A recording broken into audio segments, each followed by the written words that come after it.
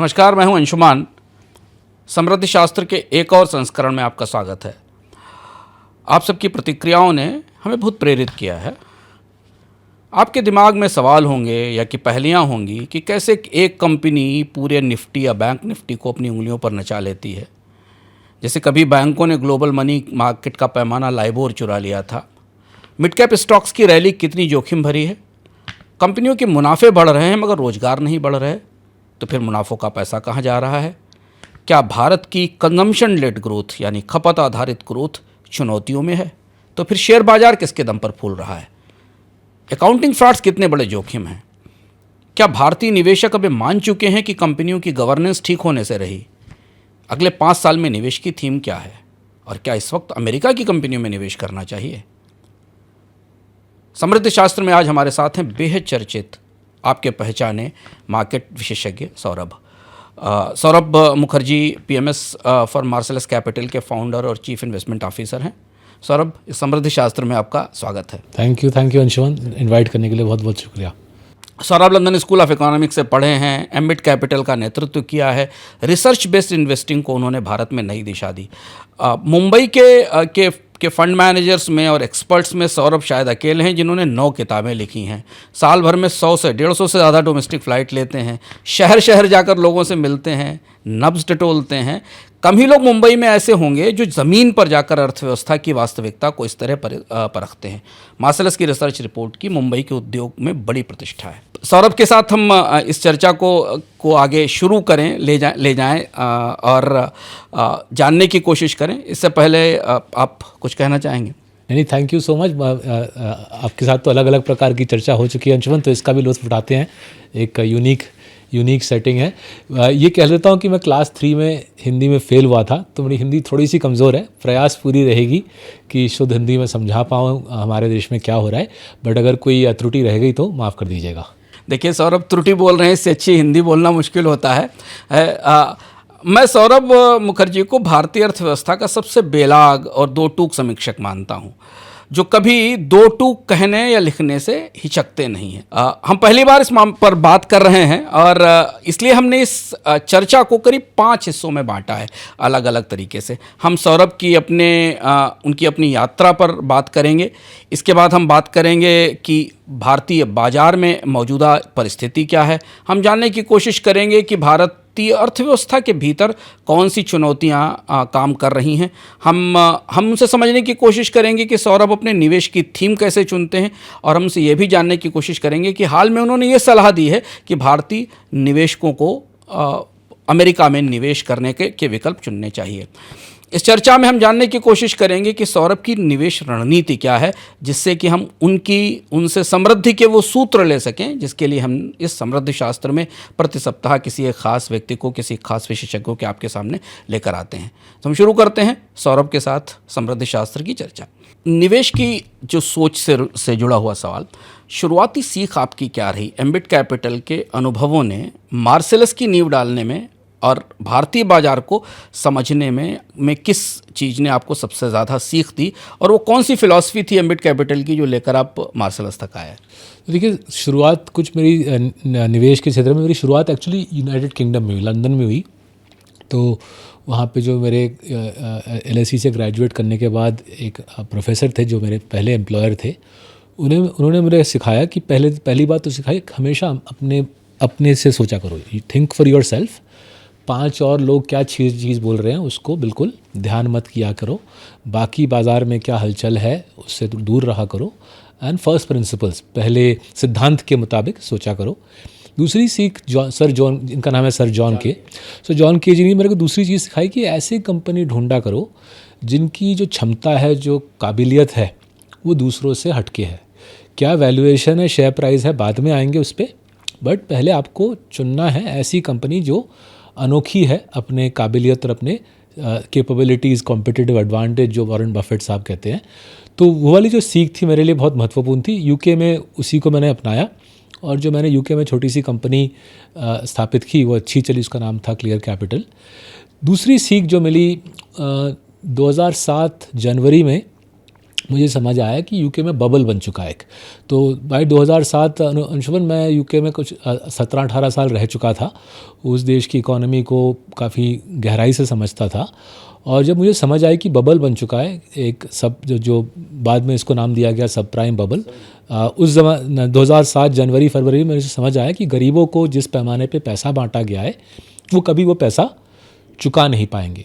तो 2007 almost entirely जनवरी से शुरू करके सितंबर तक मैंने अपने जो मेरे कस्टमर्स थे उनकी बिकवाली कराई, उनको माल बेचने को बोला, जो हेज फंड्स थे उनको बोला शॉर्ट कीजिए मार्केट को, एंड उन्होंने बहुत पैसे कमाई, बड़े बड़े बैंक्स को, NBFCs को शॉर्ट किया, और फिर मैंने अपनी कंपनी बेच दी। मुझे समझ आया कि पूरा एक स्टॉर्म आने वाला है, क्राइसिस आने वाली है, मैंने अपनी कंपनी बेच दी और फिर मैं इंडिया आया। तो मेरी दूसरी सीख थी कि बबल को समझा करो, जब आपको दिख रहा है कि कुछ अनयूजुअल हो रहा है, जैसे यूके में मुझे दिख रहा था गरीब लोगों को जिस पैमाने पे पैसा बांटा जा रहा है वो कभी वापस चुका ही नहीं कर पाएंगे, और जब वो डिफ़ॉल्ट करेंगे सिस्टम तबाह हो जाएगा।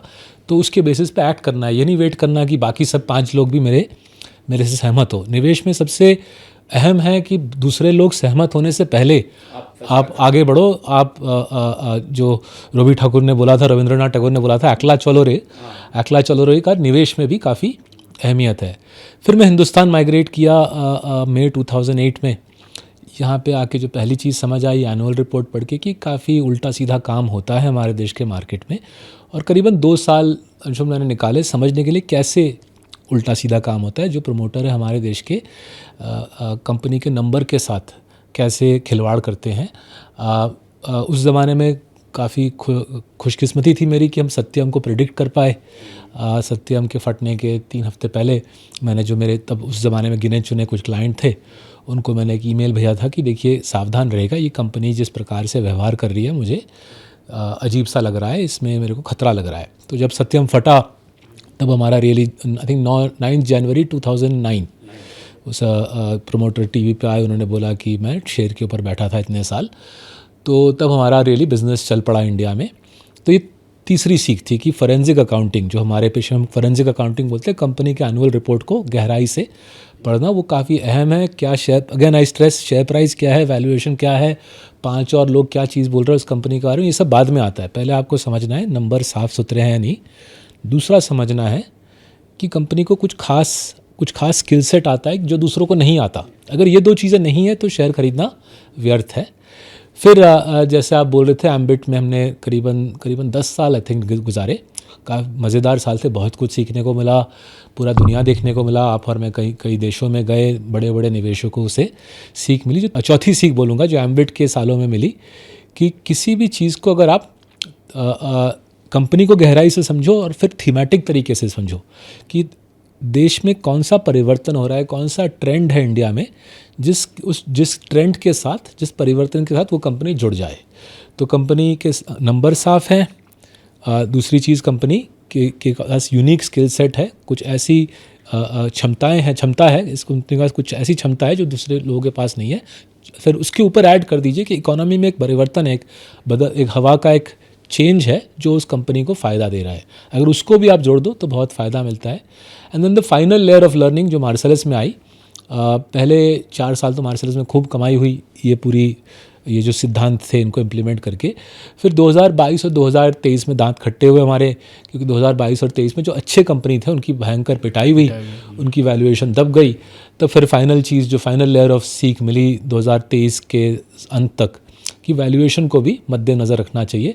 तो लास्ट 1.5 साल अच्छे गए हमारे, क्योंकि वो नई सीख हम लाए, उसके नए सीख से जुड़े हुए कुछ प्रोडक्ट्स आए, कुछ इंडियन प्रोडक्ट्स थे, कुछ ग्लोबल प्रोडक्ट्स थे।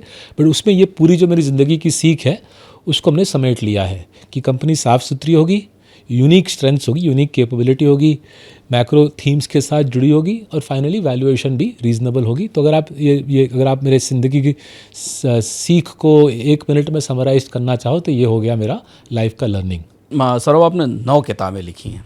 इतना लिखना और पोर्टफोलियो मैनेजमेंट को बैलेंस करना, क्या ये किताबें आपको लगता है कि भारत में निवेश की समझ को आसान बना रही हैं लोगों के लिए? आई थिंक मैं कभी खुद ही भूल जाता हूँ कितनी किताबें लिखी हैं, बट मेरे ख्याल से 7 है, शायद 7 हैं, शायद 1-2 इधर मैंने दूसरे लोगों को मदद की है, बट 7 किताबें मैंने बाय एंड लार्ज लिखी हैं, 1-2 पे शायद दूसरे लोगों को मैंने मदद किया। I am happy to help people write books. मेरे ख्याल से मेरे को लगता है कि दूसरों को किताब लिखने में मदद करने में भी एक तो मज़ा है और कंट्री के सोसाइटी के लिए भी अच्छी बात है। अब वापस आते हैं आपके सवाल पे। देखिए, आई थिंक ज़माना ऐसा हो गया है सोशल मीडिया के वजह से कि अटेंशन स्पैन तो पूरा ही क्रंच हो गया है, राइट। सो कितने लोग सच में टाइम निकाल के किताब पढ़ पाते हैं आज इंडिया में, मुझे उतना क्लियर अंडरस्टैंडिंग नहीं है। ये बात ज़रूर है कि मेरी किताबें बिकती रहती हैं, बट थोड़ा सा मेरे को सरप्राइज़ लगता है कि मेरी किताबें बिक रही हैं गिवन दैट अटेंशन स्पैन इतना क्रंच हो रहा है। किताब लिखने का सबसे बड़ा फ़ायदा मुझे क्या मिलता है कि अगर आप एक चीज़ को 1-1.5 साल एक ही मुद्दे पे आप सोचो, लिखो, उसको एडिट करो, फिर से एडिट करो, फिर दिमाग में ना वो पूरी कॉन्सेप्ट बहुत क्लियरली बैठ जाती है। एंड यूजुअली मैं अपने इधर कोलीग्स या दोस्तों के संग मिल के लिखता हूँ, तो उससे दूसरों से भी सीखने का मौका मिलता है।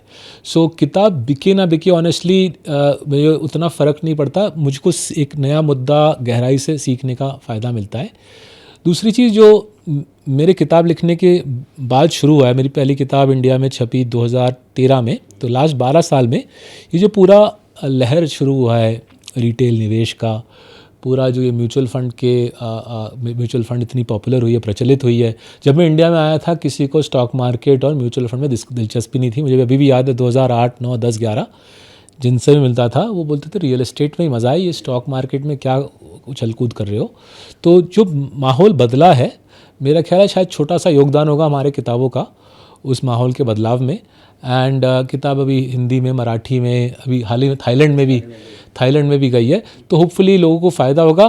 But as I said, around 10 साल पहले मैंने डिसाइड किया दूसरे लोग पढ़े ना पढ़े, मुझे इतना सीखने और समझने में फ़ायदा होता है कि किताब लिखने में मज़ा आ जाता है। सौरभ, जो शुरुआत में आपने बताया और जो कॉन्सेप्ट आप यूके से, और सौरभ ने जिन अपने प्रोफेसर का जिक्र किया, उनका नाम जान के, उनकी बहुत फेमस किताब है अदर पीपल्स मनी, और उनकी अभी दूसरी पुस्तक भी, नई किताब भी आई है। सौरभ की निवेश फिलॉसफी के 3 बुनियादी सूत्र हैं, और सवाल हमारा आपसे ये है कि क्लीनलीनेस, एसेंशियलिटी एंड डोमिनेंस, ये 3 फंडामेंटल थीम्स हैं जिन्हें लेके आप ये करते हैं। बाजार में जब हाल में बड़े उतार चढ़ाव आते हैं, तो ये 3 थीम्स इस वॉलेटिलिटी से आपके पोर्टफोलियो को कैसे बचाते हैं, और जो हाल में जो उथल पुथल हुई बाजार में और जो लगातार दिख रही है उसको ये कैसे संभालते हैं? तो जो मेरा इंडिया में करीबन 17 साल हो गए, तो उसको मैं 2 ईरा में तोड़ता हूँ। आई थिंक 2020 तक जो ईरा था वो अलग था, एंड कोविड की वजह से 2020 से 24 का जो ईरा था वो अलग था। आई थिंक फिर से लास्ट 1 साल में we are back to where we were 2020 के पहले। सो 2020 तक क्या हुआ और फिर 2020 से 24 में अलग अलग समझाता हूँ। 2020 तक बाय एंड लार्ज हालत ये थी कि इकोनॉमी ठीक ठाक थी, बट कुछ बहुत गर्माहट भी नहीं थी इकोनॉमिक ग्रोथ में। एंड इसलिए जो कंपनी मेरे थीम्स को मीट करते थे, मतलब क्लीन अकाउंट्स हैं, प्रोडक्ट एसेंशियल है, रोज़मर्रा की चीज़ है, और वो कंपनी हावी है उस क्षेत्र में, तो वो उस प्रकार की कंपनियों ने खूब पैसा कमा के दिया, राइट। जैसे मैंने किताबों में विवरण किया, और जो हमारे लिव्ड एक्सपीरियंस है 17, 18, 19, 20, 21 हमारे इस थीम से काफ़ी पैसा बना, बिकॉज उस सदी में अच्छा ग्रोथ लाने वाले गिने चुने कंपनी ही थे, और पूरे देश की आबादी उन कंपनीज़ में निवेश करती थी। वैल्यूएशन भी चढ़े हुए थे, लेकिन स्टॉक फिर भी भागता रहता था बिकॉज और लोग आ रहे थे। कोविड ने 2 तरीके से माहौल को बदल दिया। पहला चीज़ हुआ, अंशुमन 2 साल हम लोग सब जन घर में बैठे रहे, तो जाहिर है पैसे की बचत हो गई। फिर जब घर से बाहर निकले दिवाली 2021 के आसपास, दिवाली 2021 में जब घर से बाहर निकले, 2 साल वो जो जमे हुए पैसे थे उसका खर्चा हुआ, जिसको कहा जाता है रिवेंज स्पेंडिंग। तो रिवेंज स्पेंडिंग से कंजम्पशन के ऑलमोस्ट हर एक कंपनी को फ़ायदा हुआ। कंपनी अच्छी है या बुरी है, सबको फ़ायदा हुआ, क्योंकि सब घर से हम निकल आए 2 साल बाद, पूरी आबादी ने जाके पैसे लगाए। दूसरी चीज़ क्या हुई, भारत सरकार ने दबा के कैपिटल एक्सपेंडिचर किया, इंफ्रास्ट्रक्चर पे खर्चा किया। 2021 से शुरू हुआ था। मैं सहमत हूँ कि उस ज़माने में 21 में इस प्रकार से इकोनॉमी बैठी हुई थी कि सरकारी कैपेक्स की आवश्यकता थी, लेकिन ये सरकारी कैपेक्स बरकरार रहा, इनफैक्ट बढ़ता रहा। 22-23 22-23 ये 2 साल, राइट। तो फिर उससे ग्रोथ को और प्रोत्साहन मिल गया। तो एक तो कंजम्पशन से प्रोत्साहन मिला और दूसरा सरकार के कैपेक्स से। सरकार का capex by 2024 I think 120-130 billion dollars, करीबन 3.5% ऑफ GDP उनका था, मोटी रकम, राइट। तो इन दोनों फोर्सेस से जो कमज़ोर कंपनी थे उनकी भी ग्रोथ चल पड़ी, और कमज़ोर कंपनी सस्ते थे, तो कमज़ोर कंपनी ने खूब आउट परफॉर्मेंस दी, और हमारे कंपनी जो जमे हुए चैम्पियन थे उनकी ग्रोथ और कमज़ोर कंपनी की ग्रोथ बराबर में आ गई। तो जाहिर है मार्केट ने बोला भाड़ में जाए सौरभ के company, let's focus on the जो कमज़ोर कंपनी सस्ते से महंगी हो रही है उसका पूरा फ़ायदा उठाते हैं। वो वाला चीज़ मैं बोलना पड़ेगा, मैं मिस कर गया।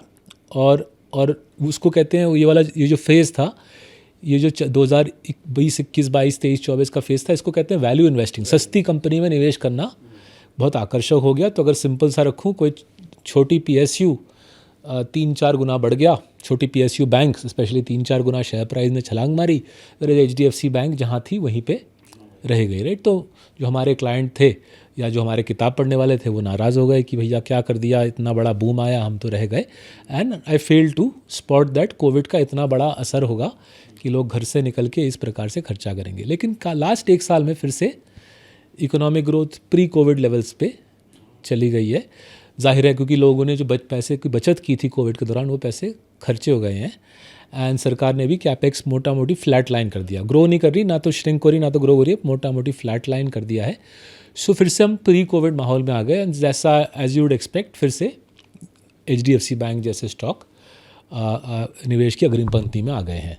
तो मेरा जो सोच है कि जो हमारी जो बैठी हुई जो फिलॉसफी है कि साफ company, essential product, dominant company, उसको अगर हम चुनते रहें, वैल्यूएशंस पे थोड़ा सा नज़र रखें, तो इंडिया में वो शैली, निवेश की शैली कमा के देगी।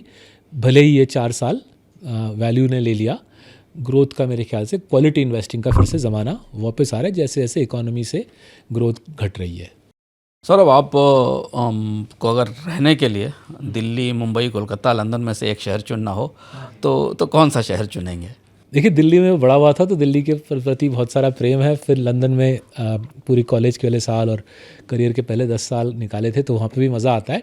बट बॉम्बे में 17-18 साल हो गए। ये शहर रहने में एक ख़ास शहर है, एक तरीके से ग्लोबल है ये शहर, राइट, क्योंकि पूरी ग्लोबल कैपिटल सिस्टम के साथ जुड़ी हुई है।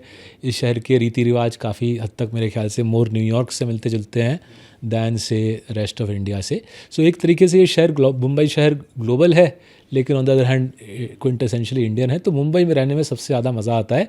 तो मेरे माँ बाप अभी भी विदेश में रहते हैं, बोलते रहते हैं कि वापस आ जाओ, बट हम इंडिया में आए हैं, 17-18 साल हो गए, मज़ा आता है, तो यहीं पर रहने की इच्छा है। आपने भी जिक्र किया कि भारत में सरकार का कैपेक्स बढ़ा, करीब 6% के आसपास का CAGR हमको दिखाई दिया, 6 से 6.41 के आसपास का CAGR था। लेकिन उसको फॉलो करते हुए प्राइवेट इन्वेस्टमेंट क्यों नहीं आया, और ये फिर मॉडल बाद में धीमा क्यों पड़ गया, ऐसा क्या लगता है आपको? तो जो सरकारी कैपेक्स का जो ग्रोथ था 2020 से अगर हम ले, कोविड के बिल्कुल नीचे से 2020 से 24 सरकारी कैपेक्स करीबन 30% के आकार में ग्रो का, मतलब तोड़ फोड़ ग्रोथ था, कभी ऐसा दिखा नहीं गया था। बट उसके बाद आपका सवाल बहुत लॉजिकल है, क्योंकि अगर सरकार ने इस प्रकार से खर्चा किया है, प्राइवेट सेक्टर ने क्यों नहीं किया है? आई थिंक इसका मैं 2 तरीके से जवाब दूंगा। एक तो क्या हुआ, कैपेक्स की जो शैली है वो बदल गई है, राइट। पुराने ज़माने में कैपेक्स था एक नई फैक्ट्री लगा दो, नए मॉल लगा दो, राइट, जिसको कहते हैं फिजिकल एसेट्स लगाओ, ट्रक खरीदो। आई थिंक मॉडर्न कैपेक्स काफ़ी हद तक बन गई है कि सॉफ्टवेयर खरीदो, स्टाफ की ट्रेनिंग करो, कस्टमर रिलेशन CRM की डेटाबेस बनाओ, राइट। तो ये जो नई प्रकार की कैपेक्स है, राइट, सॉफ्टवेयर खरीदना, CRM बनाना, प्रोसेसेस बनाना, ट्रेनिंग करना, वो ऑफिशियल कैपेक्स डेटा में पिकअप नहीं होता, राइट। वो सारे खर्चे मेरे ख्याल से हो रहे हैं किसी भी इंडस्ट्री में, वो आप लोगों की मीडिया इंडस्ट्री हो, हमारी फाइनेंशियल सर्विसेज हो, टेक्नोलॉजी का इस्तेमाल बढ़ रहा है, टेक्नोलॉजी पे खर्चे बढ़ रहे हैं। आपकी कंपनी के, हमारी कंपनी के जो दर्शक हैं, टेक्नोलॉजी में खर्चा सबका बढ़ रहा है। पुराने ज़माने में इस प्रकार के खर्चे को कैपेक्स कहा जाता है। आज के ज़माने में स्टेटिस्टिकली इस प्रकार का खर्चा, टेक्नोलॉजी पे खर्चा कैपेक्स माना नहीं जाता है, लेकिन ये काफ़ी अहम हिस्सा बन गया, राइट। तो ये पूरे दुनिया में मुद्दा है, बट ये इंडिया में भी ये मुद्दा काफ़ी अहम बन चुका है। आई थिंक दूसरी चीज़ जो हमको याद रखना पड़ेगा कि कंजम्पशन का माहौल सहमा हुआ है, कोविड के बाद जैसे हमने बोला रिवेंज स्पेंडिंग के 2 साल गए, उसके बाद कंजम्पशन का माहौल सहमा हुआ है। जाहिर है जो प्रोमोटर हैं वो बोल रहे हैं कंजम्पशन जब और तेज़ी से बढ़ेगा तब हम लगाएंगे फैक्ट्री। आज हमको उतनी नई फैक्ट्री लगाने की आवश्यकता नहीं दिख रही, बिकॉज करंट फैक्ट्रीज जो लगी लगाई फैक्ट्री है उसमें यूटिलाइजेशन अभी भी कुछ 100 के ऊपर नहीं गई है, 70 75 शायद 80 है। तो इसलिए प्रोमोटर भी इंतज़ार में है कि करंट कैपेसिटी तो पहले उसकी करंट कैपेसिटी की खपत हो जाए, फिर आगे का सोचेंगे। सौरभ, आप अर्थव्यवस्था को बहुत करीब से पढ़ते हैं और समझते हैं। 2020 से 2025 के बीच में भारत में कॉर्पोरेट मुनाफे करीब करीब जीडीपी से 3 गुना तेज़ी से बढ़े। अगर आप जीडीपी से कंपेयर करें तो 3 टाइम्स ग्रोथ थी, लेकिन नौकरियां बढ़ी केवल 1.5%। तो ऐसा क्यों हुआ? ये पैसा कहाँ गया जो कॉर्पोरेट प्रॉफिट से अर्न किया गया? तो थोड़ा सा मैं और एक लॉन्गर स्वीप ऑफ टाइम लेता हूँ अंशुमन। जैसे हमारा एक निवेशक इन्फोएज नाम के कंपनी में, इन्फोएज दिल्ली की कंपनी, उनका एक सब्सिडरी है Naukri.com। Naukri.com इंडिया का सबसे बड़ा एम्प्लॉयमेंट क्लासिफाइड्स बिजनेस है। पूरी आबादी शायद अपनी CV भेजती है Naukri.com को। Naukri.com की डेटाबेस सारे कंपनी के जो HR के हेड्स हैं वो HR के हेड सब्सक्राइब करते हैं। तो अगर हमको मार्सेलस को कभी CV की आवश्यकता है, हम Naukri.com में जाके ढूंढते हैं। तो जाहिर है Naukri.com को काफ़ी अच्छी समझ है कि जॉब क्रिएशन की क्या प्रतिक्रिया चल रही है हिंदुस्तान में। तो ये नौकरी वाले लोग, Naukri.com वाले लोग हर क्वार्टर एक जॉब स्पीक इंडेक्स छापते हैं। तो वही डेटा मैंने इनसे मंगवाया 2008 से लेके आज तक। 2008 में इनकी जॉब स्पीक इंडेक्स शुरू हुई थी और हर क्वार्टर छापते, तो मैंने करीबन 17 साल का डेटा उनसे मंगवाया। काफ़ी दिलचस्प डेटा था। 2008 से लेके 2022 तक कैगार मतलब compounded annual growth rate job creation में 8% का था इंडिया का। कमाल का, मतलब इनसे इतना बड़ा देश 8% से जॉब्स को ग्रो कर रहा है। जीडीपी से ज़्यादा वाइट कॉलर जॉब्स हो, ब्लू कॉलर जॉब्स हो, क्लरिकल जॉब हो, फैक्ट्री के जॉब्स हो, 8% से ग्रोथ 17 साल। Incredible number. ऑब्वियसली उसमें उतार चढ़ाव है, बट एक कंपाउंडेड ग्रोथ रेट 8 का है। अगर आप जॉब स्पीक इंडेक्स 2022 से आज तक देखें, वो नंबर 0 हो गया है, राइट। तो अब सवाल आपका ये कि क्यों हुआ है। जो मुझे दिख रहा है कि कंपनी सारे इंसान को रिप्लेस कर रहे हैं फैक्ट्री में रोबोट्स और मशीन्स के थ्रू, और ऑफिसेज में ऑटोमेशन AI के थ्रू, राइट। सो जैसे हमारा जो रिसर्च टीम है उसमें भी हम AI का भरपूर इस्तेमाल कर रहे हैं, क्योंकि जो मानिए जैसे गूगल का जेमिनी जो है, राइट, गूगल का जेमिनी जिस प्रकार का रिसर्च कर सकता है, कि यंग एनालिस्ट, शुरुआती एनालिस्ट भी उसी लेवल से कर सकता है, बट गूगल का जेमिनी कुछ $10-20 में मिल जाता है। शुरुआती एनालिस्ट $10-20 में नहीं मिलता और उसको सिखाना पड़ता है काम। रेस जेमिनी 40-45 मिनट में आपको कॉम्प्लेक्स से कॉम्प्लेक्स मुद्दे पे 20-30-40 पेज का रिपोर्ट बना के दे देगा, राइट। सो सेम चीज़ मैं देख रहा हूँ फाइनेंस फंक्शन में, दूसरे कंपनीज़ में, जहाँ पे जो अकाउंट्स पेएबल के लोग हैं जिनका काम है कंपनी के बिल को पे करना, उसमें ऑटोमेशन आ रहा है। सिमिलरली मैं देख रहा हूँ अलग अलग कंपनी में HR का जो इंटरव्यू करने का जो प्रतिक्रिया है वो भी ऑटोमेट हो रहा है। जो IT कंपनीज़ हैं, बेंगलोर के, बॉम्बे, दिल्ली की मशहूर IT कंपनीज़ हैं, उन्होंने तो काफ़ी पब्लिकली बोल ही दिया है कि 1/3 से आधा IT का कोडिंग का जो काम है, प्रोग्राम लिखने का, वो AI कर रही है। गूगल ने और माइक्रोसॉफ्ट ने US में भी बोल दिया है कि काफ़ी सारा IT का कोडिंग का काम AI कर सकती है। तो आई थिंक ये माहौल इंडिया में आ गया है। जो उद्योगपति है, जो प्रमोटर है, वो बोल रहे हैं कि टेक्नोलॉजी अब पूरी दुनिया की, वर्ल्ड की बेस्ट टेक्नोलॉजी इंडिया को प्राप्त है, वो फैक्ट्री के अंदर हो या ऑफिस के अंदर। अगर वर्ल्ड की बेस्ट टेक्नोलॉजी मुझे प्राप्त है, मेरे पास पैसे हैं, मेरे पास समझ है, तो मैं उस टेक्नोलॉजी को अपनाऊंगा। मैं क्यों भारी पैमाने पे लोगों को हायर करूं।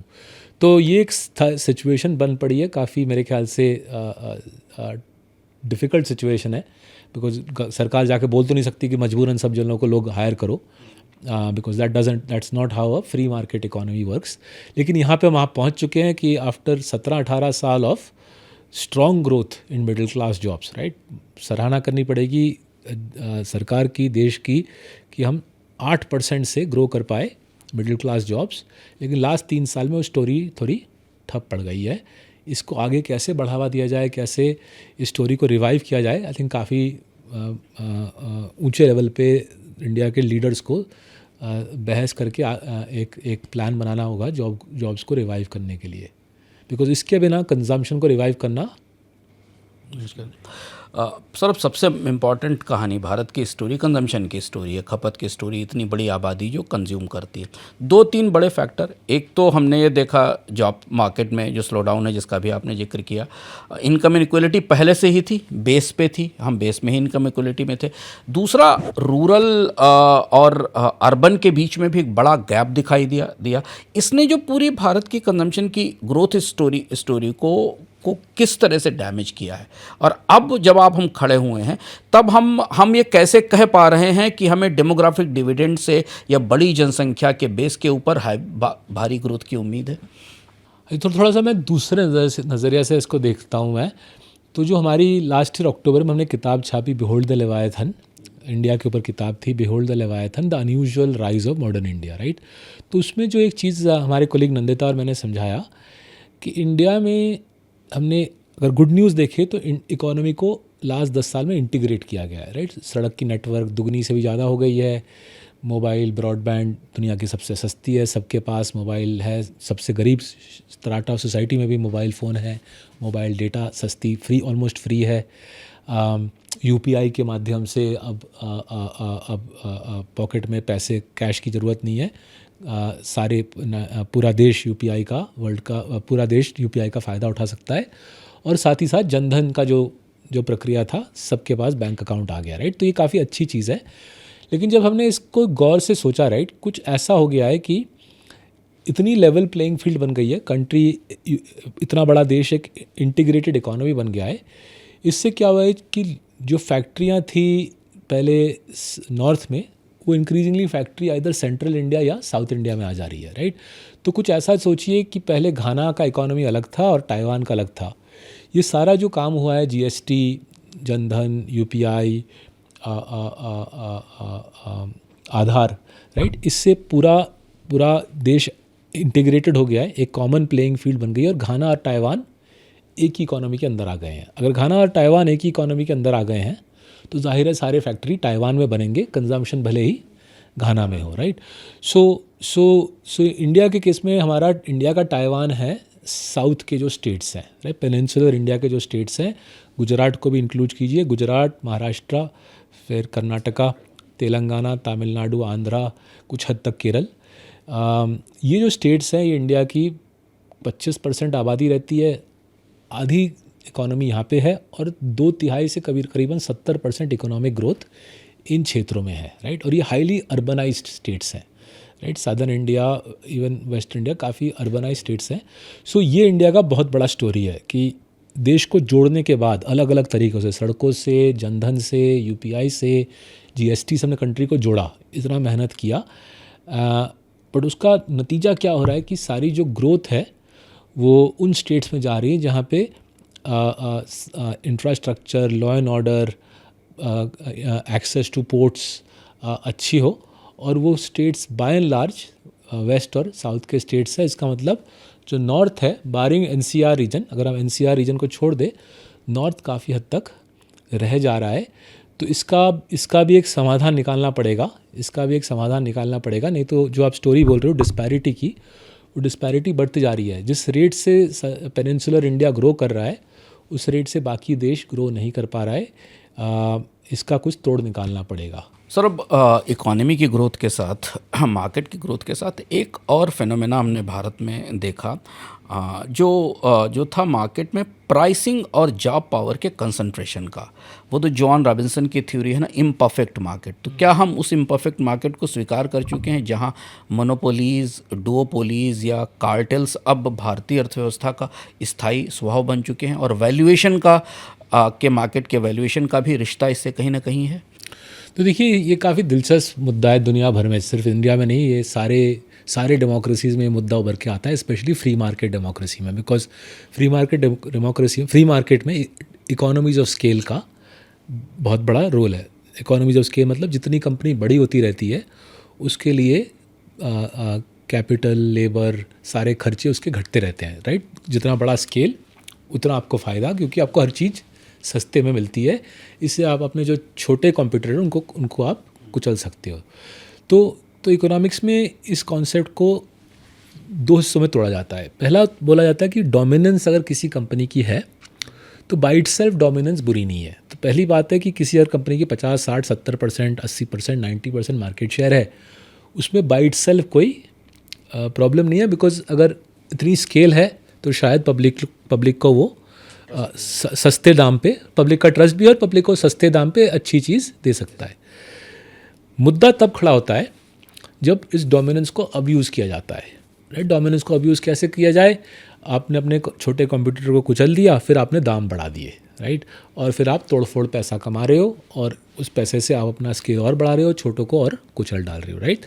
तो दुनिया भर में, यूएस में भी रेगुलेटर हैं इस चीज़ को चेक करने के लिए, हिंदुस्तान में भी रेगुलेटर बिठाए गए हैं इस चीज़ को चेक करने के लिए। डोमिनेंस इटसेल्फ ख़राब नहीं है, बट रेगुलेटर का काम है चेक करना कि भैया ये डोमिनेंस को अब्यूज़ करके कस्टमर को लूटा जा रहा है या नहीं, राइट। तो इस मुद्दे पे दिलचस्प बात यह है कि इंडिया का जो CPI इन्फ्लेशन का रेट है, उसमें तो लग नहीं रहा कि बहुत बड़ी कोई महंगाई की इशू है, क्योंकि CPI इन्फ्लेशन जैसे आपको पता होगा अंशुमन 4% के आसपास है। RBI भी बोल रही है CPI लेके कोई चिंता नहीं है, लेकिन जहाँ पे थोड़ा सा गणित बैठ नहीं रहा है, राइट, और इस मुद्दे पे मेरे को अभी तक क्लियर कंक्लूजन नहीं मिला है कि कॉस्ट ऑफ लिविंग लग रहा है बढ़ रही है, राइट। कॉस्ट ऑफ लिविंग बढ़ रही है, वो गाड़ी का भाव हो या ट्रांसपोर्ट का भाव हो या पढ़ाई लिखाई, बच्चों की पढ़ाई लिखाई की फ़ीस हो या मेडिकल इंश्योरेंस के खर्चे हो, तो कॉस्ट ऑफ लिविंग बढ़ रही है। कंपनीज़ का मुनाफा टिल लास्ट ईयर अच्छा बढ़ रहा था, लेकिन CPI इन्फ्लेशन में ये दिख नहीं रहा। तो थोड़ा सा मैं इन चीज़ों को जोड़ नहीं पा रहा हूँ कि क्यों ये डिस्कनेक्ट आ रहा है कि अगर कॉस्ट ऑफ लिविंग बढ़ रही है, अगर रहने पीने खाने के खर्चे बढ़ रहे हैं, तो CPI में दिख नहीं रहा। अगर CPI में दिख नहीं रहा तो बोलना बहुत मुश्किल है कि बड़े कंपनीज अपने इस ताकत का नाजायज़ फ़ायदा उठा रही है, राइट। तो फिलहाल इस पर मैं भी दिमाग खपा रहा हूँ, आई एम श्योर रेगुलेटर भी लगा हुआ है कि हो क्या रहा है। बट लास्ट 1 साल में तो कंपनी, अगर हम निफ्टी का प्रॉफिट ग्रोथ देखें, वो भी सहमा पड़ गया है। तो अभी और डिफ़िकल्ट हो गया बोलना है कि बड़े कंपनी अपने ताकत का नाजायज़ फ़ायदा उठा रहे हैं। अगर वो लोग आपको सारी ज़िंदगी की ज़रूरतें हैं, वो टेलीफोन से लेके पेंट से लेके लोन से लेके इंश्योरेंस से लेके, अगर सारी ज़िंदगी की ज़रूरत आपको वाजिब दाम पे दे रहे हैं, तो ये कंपनीज़ का कहना होगा तो दिक्कत क्या है, हम बड़े हैं, हमारा स्केल है, हमारी ताकत है, लेकिन हम ग्राहक को, कस्टमर को लूट नहीं रहे हैं। तो फिलहाल सिचुएशन वहाँ पे है, देखते हैं आगे ये इस मुद्दे पे कहानी बढ़ती कैसे है। एक और जटिल सवाल, पिछले साल वैसे भी भारत में जो HNIs हैं उनकी संख्या थोड़ी है, हालांकि बढ़ रही, पर अगर आप पूरी पॉपुलेशन के हिसाब से देखें तो नंबर छोटा है। पिछले साल करीब 4000 से ज़्यादा लोग भारत छोड़कर विदेश में गए, और ये जो सुपर रिचेस का और मिलेनायर का, और अब तो मिडिल क्लास मिलेनायर जो हैं, मतलब जो मिलेनायर, उनका भी माइग्रेशन भारत से बढ़ रहा है। तो ये लॉन्ग टर्म रिस्क है आपकी निगाह में, या ये ग्लोबल चांस लेने की कोशिश है? तो देखिए, काफ़ी जो लोग बाहर जा रहे हैं, जो मेरी समझ है, जो मैं देख रहा हूँ इन लोगों को, ये जा रहे हैं लाइफस्टाइल की वजह से। मुझे इतना नहीं लग रहा कि ये हिंदुस्तान से भाग रहे हैं कि हम जाके दुबई में जाके खूब सारा पैसा कमा लेंगे। उनकी जो सोच है कि दुबई, सिंगापुर में कि रहने का स्टैंडर्ड ऑफ लिविंग अच्छी है, वहाँ पे हवा पानी साफ़ है, इंफ्रास्ट्रक्चर बेहतर है, और उनको ग्लोबल सिटी में रहने का लुत्फ़ उठाना है। उनके पास पैसे हैं तो क्यों नहीं। कैपिटल फ्लाइट जो बोला जाता है कि देश से पैसा भाग के निकल रहा है, मेरे को वो उसका डर उतना नहीं है। मुझे कैपिटल फ़्लाइट आज उतने पैमाने पे दिख नहीं रही। कैपिटल फ़्लाइट चाइना के लिए काफ़ी बड़ा दिक्कत बन चुका है लास्ट 10 साल में। काफ़ी पढ़े लिखे चाइनीज़ देश से निकल रहे हैं और पैसा लेते हुए निकल रहे हैं। Singapore is a place where a lot of the capital flight वाले चाइनीज़ जाके बस जाते हैं। ऑब्वियसली कम्युनिस्ट पार्टी कोशिश करती है इनको रोकने का। अभी तक जो नंबर है इंडिया में, जैसे आप बोल रहे हो 4000, नंबर अभी भी छोटा है। और जब इनको मैं जाके मिलता हूँ सिंगापुर में, देख के लगता है कि वो लाइफस्टाइल के लिए सिंगापुर या दुबई गए हैं। अर्थव्यवस्था तो उनका अभी भी इंडिया में ही बाय एंड लार्ज है। एक और सवाल इसके साथ उठता है, भारत में करीब 80 करोड़ लोगों को फ्री फूड मिलता है, और ये डिबेट लगातार आपसे अलग अलग फोरम पर भी आप इस पर चर्चा करते रहें। भारत का जो पूरा कंजम्पशन मार्केट है वो उसकी गाड़ी खींच कौन रहा है? क्योंकि एक बहुत बड़ी आबादी या तो गवर्नमेंट डोल्स पर निर्भर है, या बहुत सीमित सुविधाओं में सीमित आय के साथ है। अगर हमारे पास इनकम के जो भी आंकड़े आते हैं, अगर आप इनकम टैक्स के आंकड़ों को स्लाइस डाइस करें या डिफरेंट सर्विस को देखें, तो अभी भी भारत का कंजम्पशन मार्केट बहुत सीमित लोगों तक सीमित है। तो वो कौन लोग हैं जो इसे खींच रहे हैं, बढ़ा रहे हैं? तो देखिए, काफ़ी एनालिस्ट ने इंडिया को तोड़ा है, इंडिया 1, इंडिया 2, इंडिया 3। तो इंडिया 1 है, मानिए वो 2 लाख 3 लाख फैमिली जो हर साल 1 करोड़ या ज़्यादा इनकम रिपोर्ट करते हैं। तो बिल्कुल जो एलीट हैं, इनमें इन्हीं की गिनती में से जो लोग बाहर जाके सिंगापुर दुबई में सेटल हो रहे हैं। बहुत ही छोटी बट इनक्रेडिबली वेल्थी पावरफुल, ये इंडिया के राजा रानी टाइप लोग हैं। फिर जो अगली स्ट्राटा ऑफ सोसाइटी, जिसमें मेरे ख्याल से आप में और हमारे जैसे शायद काफ़ी आपके दर्शक इसमें आते होंगे, जो लोग इनकम टैक्स भरते हैं। माई केस छोटी सी कंपनी चलाता हूँ। हम लोग वेल ऑफ हैं, इंडिया के नेक्स्ट 4-5% पे हम लोग कहलाएंगे। सो अगर आप इंडिया टॉप के 2-3 लाख फैमिली छोड़ दीजिए, उसके बाद अगर हम करीबन 3 करोड़ फैमिली, राइट, टॉप के 2-3 लाख फैमिली छोड़ दे, 3 crore family income tax data में दिखता है कि ये लोग middle class, upper middle class हैं, इनकम टैक्स भरते हैं, कैपिटल गेंस टैक्स भरते हैं, अच्छे पैसे हैं, ज़िंदगी अच्छी है। तो ये वाली जो कैटेगरी है ये अहम है, क्योंकि गाड़ियों की बिक्री, कंज्यूमर ड्यूरेबल्स की बिक्री, एयर कंडीशनिंग, फ्रिज, छुट्टियाँ, एयरलाइन टिकट, होटल के खर्चे, ये सारा ये वाला क्लास करता है, राइट। करीबन 3-4 करोड़ लोग हैं इसमें, इंडिया 2 कहते हैं इसको। देन इंडिया 3 हैं जो लोग मानिए 5 लाख के नीचे कमा रहे हैं। वो लोग FMCG, तेल, साबुन, टूथपेस्ट वगैरह, स्टॉक मार्केट का छोटा निवेश वगैरह ये लोग करते हैं। तो अगर हम 1, 2, 3 करें, 1 का तो बिल्कुल बूम चल रहा है, राइट। आज भी बूम चल रहा है, स्टॉक मार्केट में खूब कमाए हैं, रियल एस्टेट में कमाए हैं, बिजनेसेस भी इनका अच्छा फला फूला है। तो इनके लिए महंगी जर्मन गाड़ी खरीदना, वेस्टर्न फैशन खरीदना, दुनिया का यात्रा करना कोई मुश्किल बात नहीं है। इनकी ज़िंदगी में कोई दिक्कत मुझे नज़र नहीं आ रही, राइट। जो इंडिया 2 वाली है, वहाँ पे मुझे स्ट्रेस दिखना शुरू हो रहा है, राइट। वहाँ पे स्ट्रेस दिखना शुरू हो रहा है। वहाँ पे दिख रहा है कि कट बैक शुरू हो गया है। कुछ जॉब लॉसेस भी इंडिया 2 में आ रहा है, क्योंकि फाइनेंशियल सर्विसेज, IT, मीडिया, जब वहाँ पे जॉब्स की कटाई हो रही है, इंडिया 2 की जॉब्स जा रहे हैं। India 3 is not really part of the job loss वाली पिक्चर। इंडिया 3 पे आते हैं। इंडिया 3 की कहानी कुछ तरीके से इम्प्रूव हुई है और कुछ तरीके से डिटीरिएट हुई है।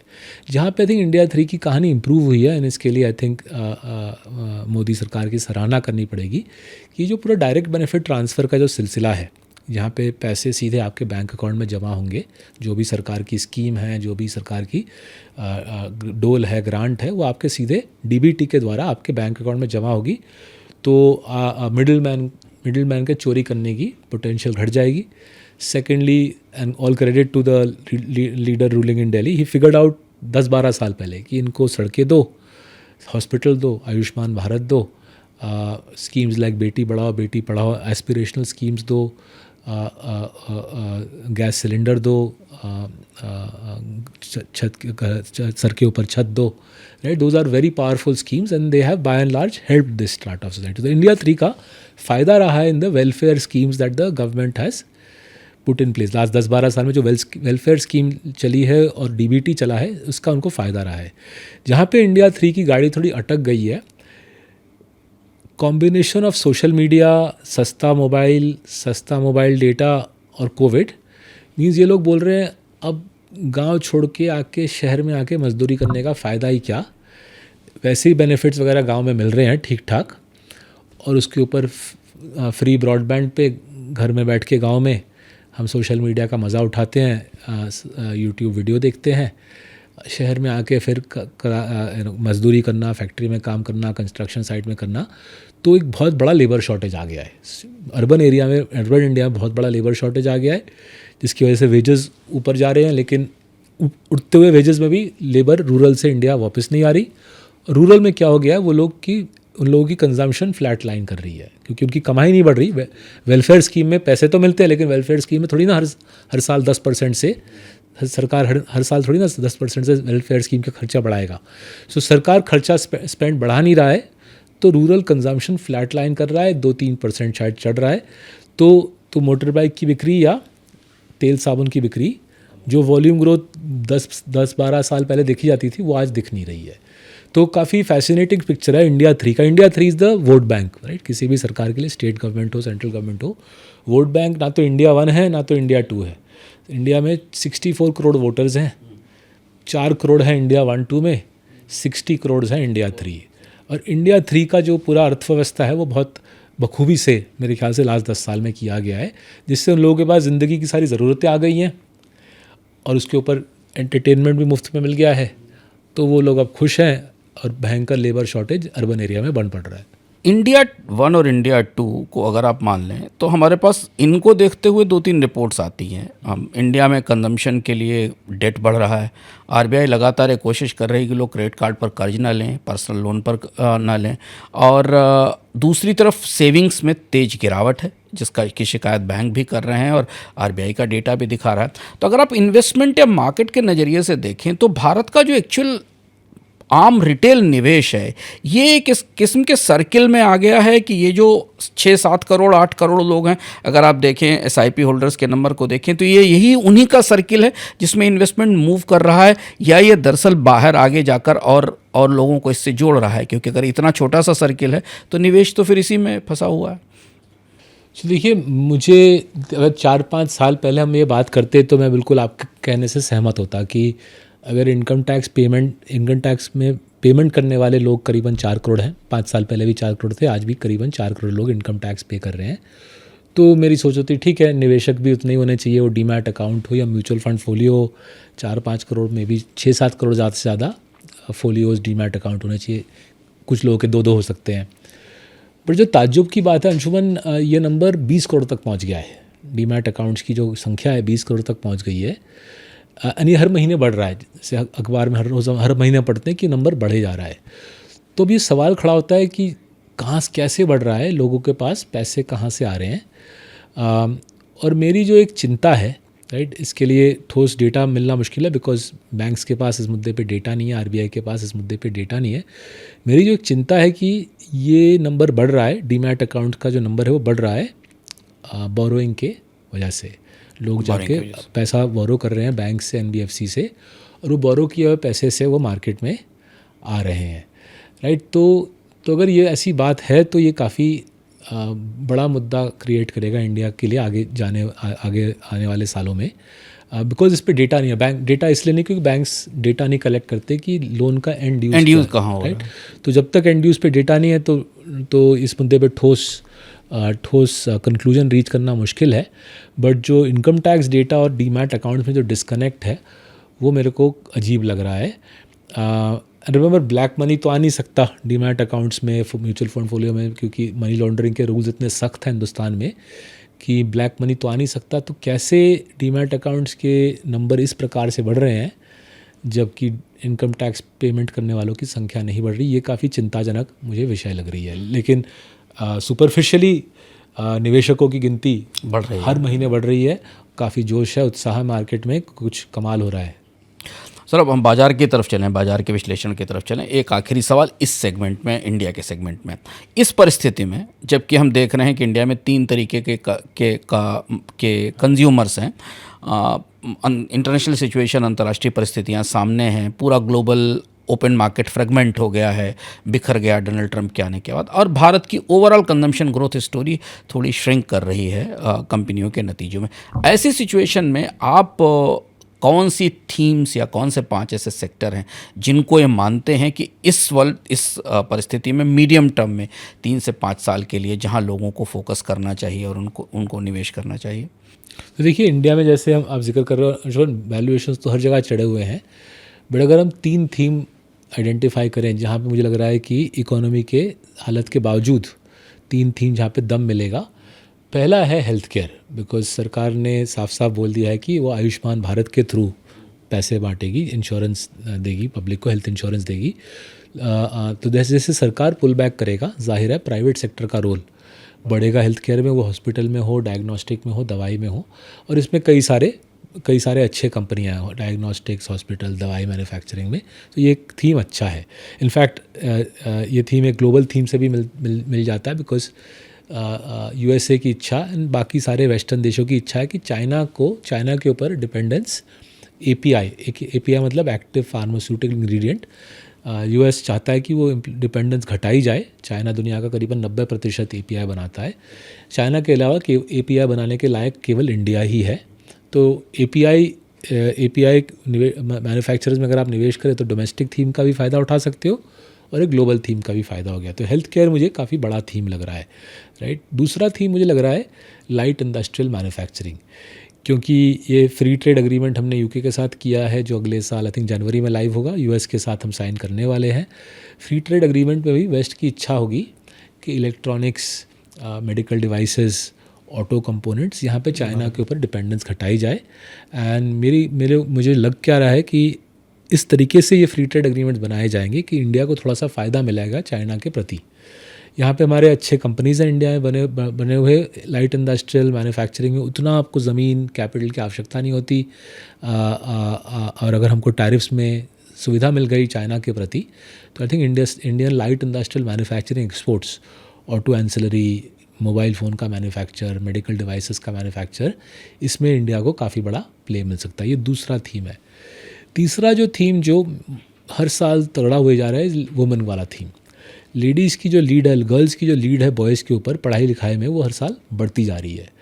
और जिस प्रकार का इंडिया का इकोनॉमी बना है, रॉ मैनुअल लेबर की उतनी प्ले रही नहीं जितना दिमाग का रहा। वो फैक्ट्री में ही हो, ऑटो फैक्ट्री में भी रोबोट चलाना है, हाथ से मजदूरी करने का काम दिन पे दिन घटता जा रहा है।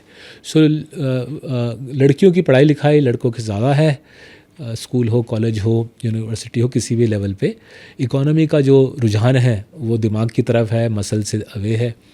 और मुझे जो RBI का डेटा में दिख रहा है कि वुमेन के बैंक अकाउंट, लड़कियों की बैंक अकाउंट्स की गिनती लड़कियों से ज़्यादा बढ़ती जा रही है, और बैंक अकाउंट्स में जो बैलेंस है लड़कियों का वो भी लड़कों से ज़्यादा होता जा रहा है। मेरे ख्याल से ये इस वजह से हो रहा है कि कमाई लड़कियों की, वुमेन की कमाई मेन से ज़्यादा बन रही है। ये ट्रेंड मेरे ख्याल से बरकरार रहेगा। तो जो आइटम पे लेडीज़ खर्चा करते हैं, वो कपड़े हो, मेकअप हो, घर का सामान हो, वहाँ पे मेरे ख्याल से प्ले ज़्यादा मिलेगा, फ़ायदा ज़्यादा मिलेगा एज अपोज टू वो वाले आइटम जहाँ पे मैन ज़्यादा खर्चा करते हैं, राइट। एंड चौथा थीम मैं बोलूँगा साउथ इंडिया को देखा जाए, जैसे मैं जिक्र कर रहा था थोड़ी देर पहले, देश का bulk of India's growth is coming from the south, और ये स्टोरी चलती रहेगी बिकॉज जो इन्वेस्टमेंट है इंडिया के बाहर से साउथ में आएगा। ग्लोबल कैपेबिलिटी सेंटर, मतलब आउटसोर्सिंग का जो पूरा पहलू है, विदेशी वेस्ट के बैंक्स, वेस्ट के IT कंपनीज़, वेस्ट के बड़े बड़े कंपनीज़ का सारा जो बैक ऑफिस है वो साउथ में ही आता रहेगा। तो साउथ में जो कंपनीज़ ज़्यादा प्रेजेंट है, जिनकी मार्केट शेयर साउथ में ज़्यादा है, उनमें प्ले मेरे ख्याल से ज़्यादा मिलेगा। सर उसमें दो पैराडॉक्स हैं। आपकी थीम में कंजम्पशन स्टोरी अब नहीं है केवल हेल्थ केयर के बिना, जबकि हम कंजम्पशन नहीं है ना, कि हम नहीं मानते। और दूसरा ये कि वीमेन थीम में हमारे पास जो सरकार के डेटा आते हैं उसमें लेबर पार्टिसिपेशन रेट घट रहा है वीमेंस का लगातार। अभी जो लेटेस्ट डेटा आया और अब तो मंथली डेटा आने लगा है तो ये दोनों कैसे एड ऑन तो मुझे लगता है हमारे देश का जो लेबर फोर्स पार्टिसिपेंट डेटा है ना, थोड़ा सा मुझे थोड़ा सा स्केप्टिसिज्म होता है, क्योंकि मुझे जो लग रहा है वुमेन का जो बड़ा सर्ज है सेल्फ एम्प्लॉयमेंट में है।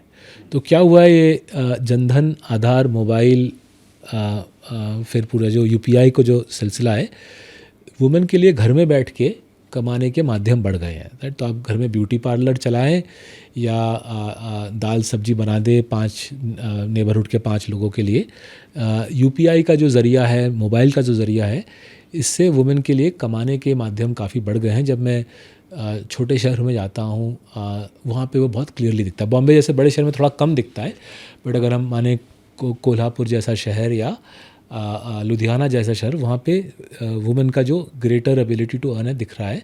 एंड ये मेरे ख्याल से female labour force participation rate में दिख नहीं रहा है। बाजार की तरफ चलते हैं।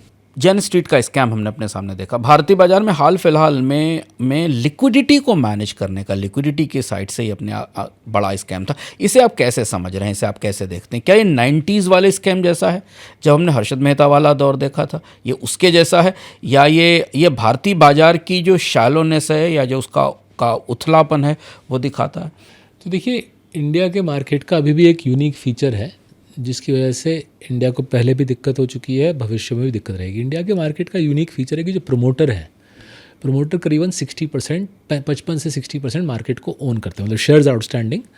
वो प्रमोटर कोई फैमिली हो सकती है, और पब्लिक सेक्टर के केस में प्रमोटर भारत सरकार है। सो प्रमोटर के शेयर्स तो मार्केट में ट्रेड होते नहीं हैं, तो करीबन ज़्यादा से ज़्यादा 30-40% शेयर ही ट्रेड हो रहे हैं।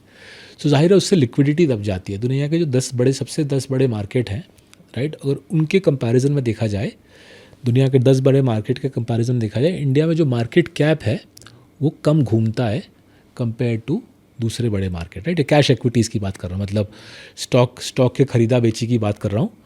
नाउ इससे क्या होता है, बिकॉज लिक्विडिटी फिजिकल स्टॉक में मतलब शेयर्स में कम है, और मार्केट में नए लोग आते जा रहे हैं। हम डीमैट अकाउंट की जब मंथ पे मंथ ग्रोथ की बात कर रहे थे, बिकॉज मार्केट में लिक्विडिटी कम है और नए निवेशक आए जा रहे हैं, ये लोग फिजिकल शेयर्स के बदौलत फ्यूचर्स एंड ऑप्शंस की तरफ खिंच जाते हैं, राइट। 90s में फ्यूचर्स एंड ऑप्शंस मार्केट उतना डेवलप नहीं था, तो इसलिए अंडरलाइंग शेयर्स में ज़बरदस्त मैनिपुलेशन हुए थे, जैसे आप हर्षद मेहता, केतन पारेख का जिक्र कर रहे हो, वो स्टॉक मैनिपुलेशन के स्कैम्स थे, राइट, सेलिब्रेटेड स्कैम्स थे। उस ज़माने में एफएनओ मार्केट इधर था ही नहीं, बिल्कुल। तो वहाँ पे सारा पंगा किया गया, राइट। धीरे धीरे थैंकफुली इंडिया का डेरिवेटिव्स मार्केट दुनिया का सबसे बड़ा बन गया है।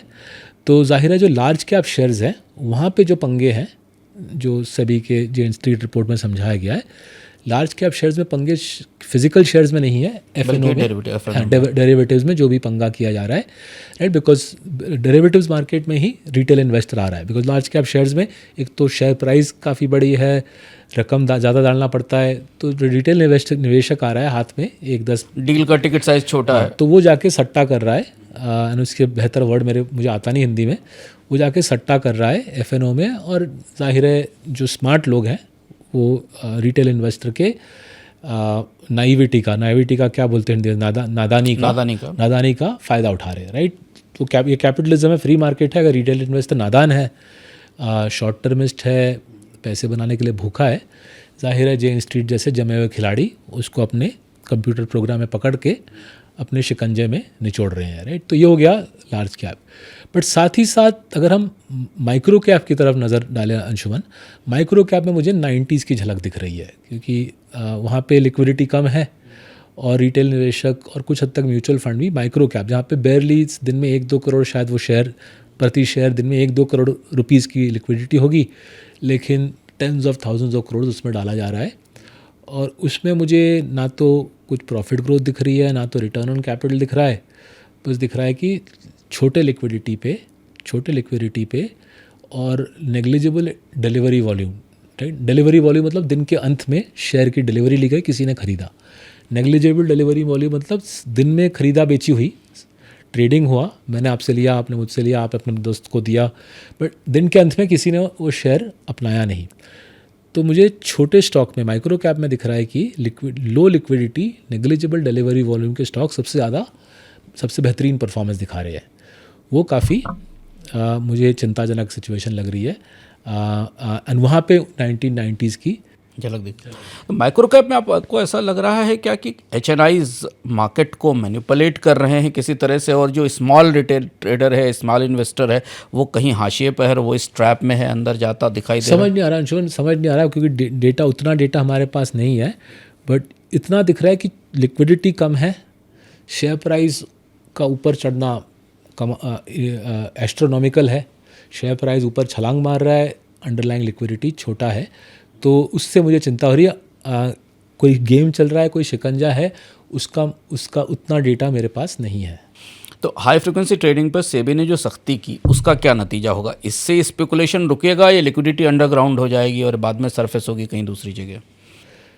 देखिए, इस एफएनओ मार्केट में इस हद तक रिटेल निवेशक आ चुका है, और सेबी ने 2-3 बार बोला है, दो रिपोर्ट तो मैंने ही पढ़े हैं सेबी के, जहाँ पे सेबी ने साफ बोला है कि 90% एफएनओ ट्रेडर्स कोई पैसा कमाते नहीं है। वो जैसे कैसीनो में लोग आके पैसा लुटाने के लिए कैसीनो आते हैं, कुछ वैसा माहौल है।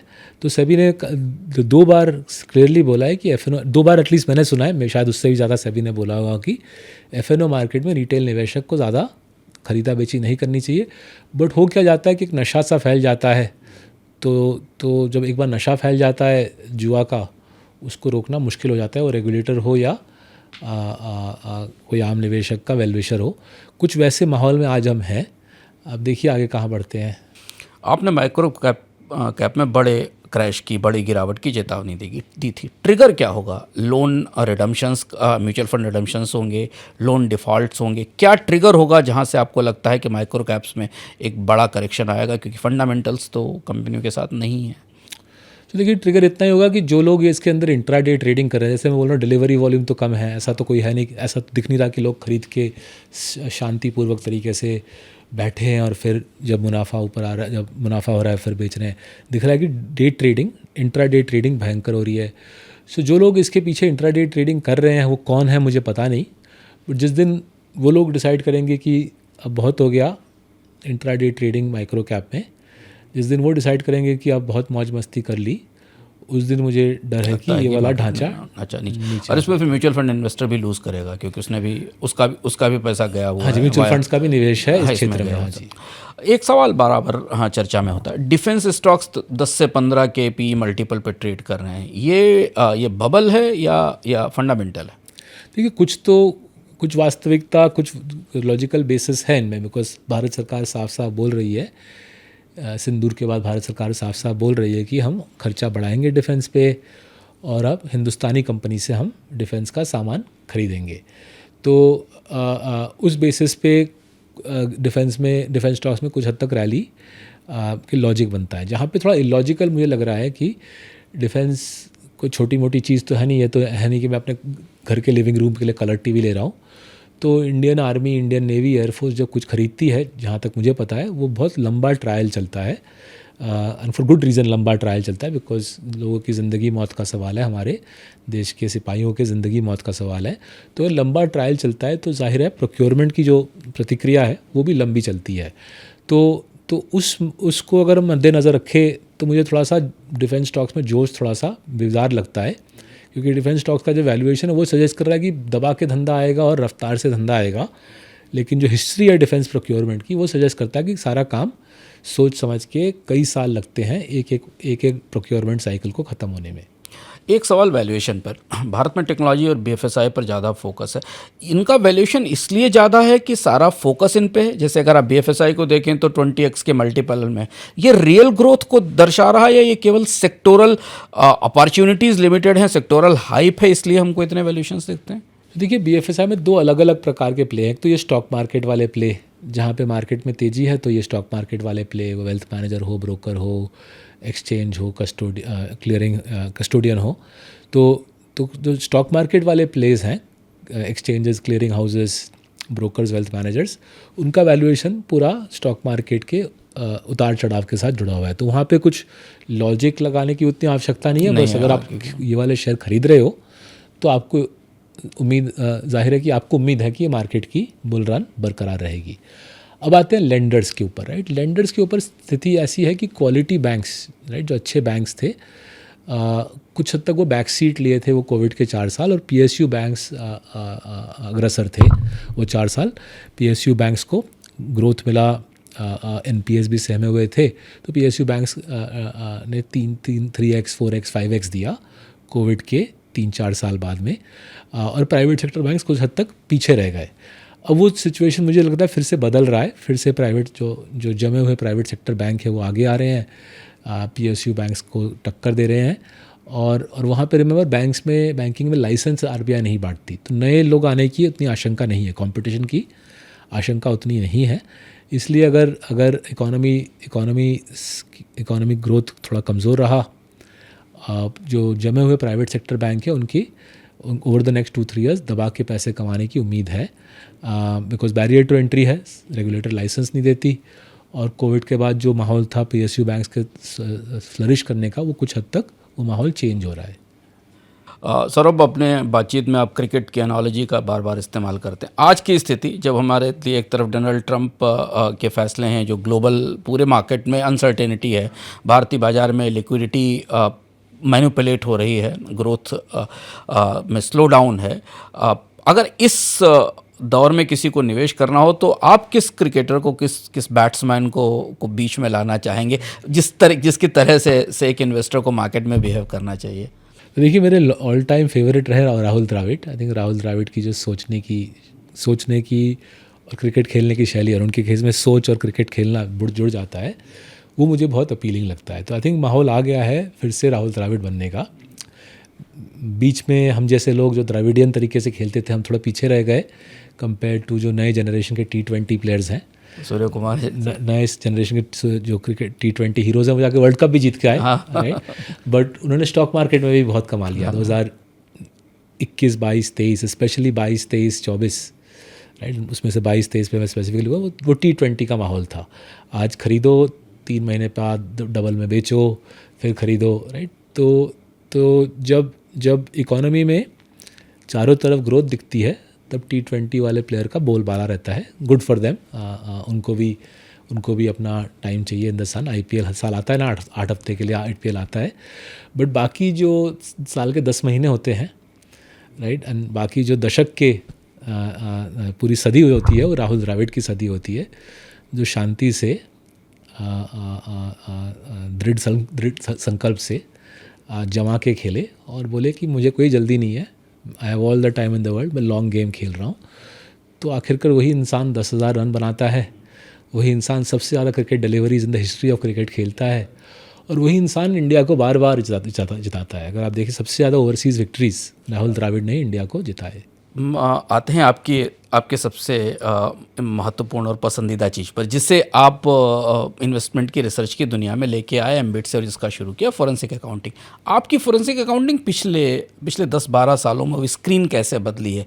CFO, EBITDA ratio, debtor days, क्या बड़ा चेंज आया है फॉरेंसिक अकाउंटिंग में भारतीय कंपनियों को देखने में इतने दिनों में? सो एक बहुत दिलचस्प चीज़ है इस बुल मार्केट में। मानिए बुल मार्केट शुरू हुई अप्रैल 2020, मई 2020, हाँ अप्रैल 2020, अगर मार्च अप्रैल 2020 में बुल मार्केट शुरू हुई, करीबन 5 साल हो गए हैं। इस बुल मार्केट में अकाउंटिंग क्वालिटी उस हद तक डिटेरिएट नहीं हुई है जो मुझे डर था, राइट। एंड मैं काफ़ी दिनों से सोच रहा हूँ क्या वजह है। इस बुल मार्केट में लिक्विडिटी के पंगे आए हैं, जो डिस्कस कर रहे थे हम कुछ देर पहले, बट अकाउंटिंग क्वालिटी का उस तरीके से डिसइंटीग्रेशन नहीं हुआ है, राइट। हमने 1-2 मैट्रिक्स 4-5 साल पहले ऐड किए थे, जैसे कि growth in auditors fees divided by growth in revenue. जितनी ज़्यादा आपकी ऑडिट फीस की ग्रोथ रेवेन्यू के मुकाबले उतना चिंताजनक होता है, उतना क्रिएटिव अकाउंटिंग का हाँ, क्योंकि ऑडिटर को प्रोत्साहन मिल रहा है, प्रमोटर पैसे दे रहा है कि भैया तू मेरे पैसे ले और थोड़ा सोच इधर उधर क्या कर सकता है एनुअल रिपोर्ट पे।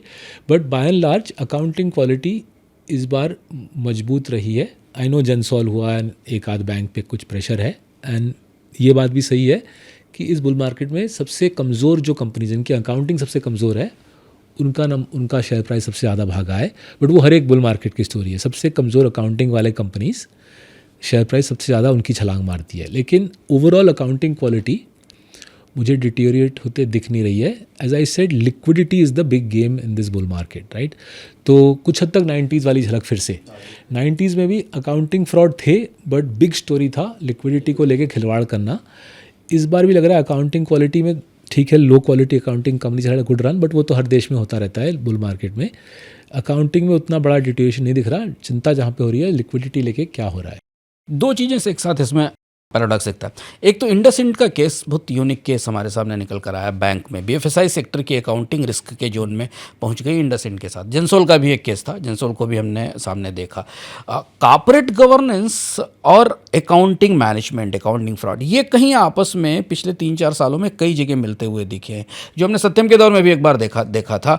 और अब हमें जैसे इंडसइंड बैंक में हमें दिखाई दिया कि प्रमोटर्स, और अगर से थोड़ा और स्ट्रेच करें तो हमें ये कहीं ना कहीं फाइनेंस कंपनियों में, म्यूचुअल फंड में भी जाता दिखाई देता है। तो कॉर्पोरेट गवर्नेंस की जो चैलेंजेस थे वो अकाउंटिंग फ्रॉड्स में और अकाउंटिंग मैनिपुलेशन में शामिल नहीं हो गए हैं क्या? तो देखिए, मुद्दा एट वन लेवल काफ़ी सिंपल बन जाता है अंशुमन। मुद्दा बन जाता है कि अगर आप किसी सेक्टर का वैल्यूएशन को बढ़ाते रहते हो, राइट, PE मल्टीपल बोलो, प्राइस टू बुक बोलो, किसी वैल्यूएशन को चढ़ाते रहते हो, तो जाहिर है जो भी उस सेक्टर की कंपनियां, उनका लालच उभर उठता है कि देखिए इतना बड़ा प्राइस मिल रहा है, अगर हम मोटी वैल्यूएशन पे अपनी लिस्टिंग करा दें, या अगर ऑलरेडी लिस्टेड है मोटी वैल्यूएशन पे अपनी कैपिटल रेज करा दें, कितना बड़ा रकम पे हाथ मार सकते हैं। तो वो एक हर एक देश में, हर एक बुल मार्केट में वो एक प्रतिक्रिया, एक साइकिल बनता है। वो हमारे देश में भी बनी है। हर एक एज आई सेड, हर एक बुल मार्केट बनता है। जाहिर है बिल्कुल बुल मार्केट के चोटी पे कुछ 1-2 हादसे होंगे, राइट। दो हादसों का जिक्र आपने किया, मेरे ख्याल से कुछ और हादसे होंगे, बट उसमें मुझे उतना चिंता नहीं है जितना मुझे ये लिक्विडिटी वाला इशू पे है। लिक्विडिटी वाला इशू इतना अहम बन रहा है क्योंकि इस पैमाने पे रिटेल इन्वेस्टर डायरेक्टली मार्केट में आया और म्यूचुअल फंड के ज़रिए से आया है। अगर हम 2004 से 8 का रैली देखें, इस प्रकार का सर्ज नहीं दिखा था रिटेल में। इसलिए उस रैली में 2004 से 8, और फिर अगर थोड़ा सा एक्सटेंड कर दे 2004 से 10 का रैली, थोड़ा लीमन ब्रदर्स हुआ, फिर 9-10 में फिर से मार्केट भागा। 2004 से 10 के रैली में पंगा था मेनली अकाउंटिंग क्वालिटी, उल्टा सीधा अकाउंट्स पेश करके पब्लिक को उल्लू बनाना। लिक्विडिटी मैनिपुलेशन का पंगा उतना बड़ा नहीं था उसमें, बिकॉज इस पैमाने पे रिटेल पार्टिसिपेशन आई नहीं थी। इस वाले पे मुझे लग रहा है दिल्ली और बॉम्बे ने मिलकर अच्छा काम किया है। गवर्नेंस डिटीरिएट उतनी नहीं हुई है, अकाउंटिंग क्वालिटी मोटा मोटी बरकरार है। हाँ, एक आध एक्सेप्शन तो होते ही रहेंगे, बट जो बड़ा सर्ज है इससे, जो मैसिव रिटेल पार्टिसिपेशन का सर्ज है, right, 3 crore 4 crore demat account से 20 करोड़ पे पहुंच गए हैं। इससे जो अंडरलाइंग जो प्रेशर्स बिल्ड हो रहे हैं वो मुझे मोर वरीसम लग रहे हैं। लेकिन एक सवाल सौरभ, इन्वेस्टर बिहेवियर के, आप भी लोगों से मिलते हैं और हम भी मिलते हैं, इन्वेस्टर्स आखिर क्या आपको लगता है साइकोलॉजी के तौर पर, बिहेवियर के तौर पर, इन्वेस्टर्स उन माइक्रो कैप्स की तरफ क्यों जाते हैं जहां पर लिक्विडिटी नहीं है? ये फोमो है या ये इलिटरेसी है? या इलिटरेसी नहीं है, डोपामीन है। सो आप हो, मैं हो, किसी को भी अगर आप बोलो, एंड आई ऑल्सो, मैं भी इसी बीमारी का शख्स हूँ। अगर आपने या मैंने माइक्रो कैप में कमाया एंड फिर हमारे ब्रोकर ने बोला कि सौरभ आपने तो लास्ट वीक के माइक्रो कैप पे कमा लिया, ये लिखिए इस वीक मैं लिए आपके लिए और 5 माइक्रो कैप ले आया हूँ। मेरे दिमाग में वो डोपामीन रश लास्ट वीक का याद है मुझे कि इतना मज़ा आया, मैंने लिया, 5 दिन में अमीर बन गया, मैं बोलूँगा और ले आओ, राइट। तो ये दुनिया भर में एक मेंटल बिहेवियर है। करना क्या चाहिए हमको, जो हम कर नहीं पाते, हमको रात के चैन की नींद को प्रायोरिटाइज़ करनी चाहिए, बट वो बहुत करना मुश्किल है। रात की चैन की नींद प्रायोरिटाइज़ करे तो मुझे जब वो ब्रोकर का फ़ोन आए कि सौरभ लास्ट वीक आपने माइक्रो कैप पे इतना कमा लिया, इस वीक और ये 5 माइक्रो कैप लीजिए, जब वो फ़ोन आएगा मुझे बोलना चाहिए नहीं यार, माइक्रो कैप में मेरा हो गया है। मैंने सीखा है कि एक ही चीज़ बार बार करते हो तो पिट जाते हो। बिलेटेडली सीखा है, पहले आता नहीं था। एक ही चीज़ बार बार करते हो तो पिट जाते हो। अब मुझे यूएस के स्मॉल कैप में या यूरोप के स्मॉल कैप में जाना है, क्योंकि वैल्यूएशन वहाँ पे आधे हैं और ग्रोथ डबल है यहाँ की, राइट। बट वो बोलना बहुत मुश्किल है, क्योंकि एक बार मैंने इंडियन माइक्रो कैप में कमा लिया है तो I will keep doing it until the whole trade collapses, right. तो डोपामीन से हम लोग जो चीज़ वर्क करती है हम करते रहते हैं till it disintegrates on us, rather than saying ये किया है, ये इंडियन माइक्रो कैप चली है, let me now diversify and go to western world के माइक्रो कैप्स। डाइवर्सिफाई करना ह्यूमन माइंड के लिए बहुत टफ है। यही वो सवाल आता है कि आप इस समय, जबकि अमेरिकन इकोनॉमी को लेकर बहुत सारे सवाल हैं, रिसेशन का रिस्क भी है, इन्फ्लेशन बढ़ने का रिस्क है टैरिफ के बाद, माइक्रो कैप और मिड कैप में इन्वेस्टमेंट की सलाह क्यों दे रहे हैं? और आपकी एक पूरी रिपोर्ट है कि why have started investing in US. तो देखिए, 3 अलग अलग नज़रिए से मैंने मुद्दे को देखा।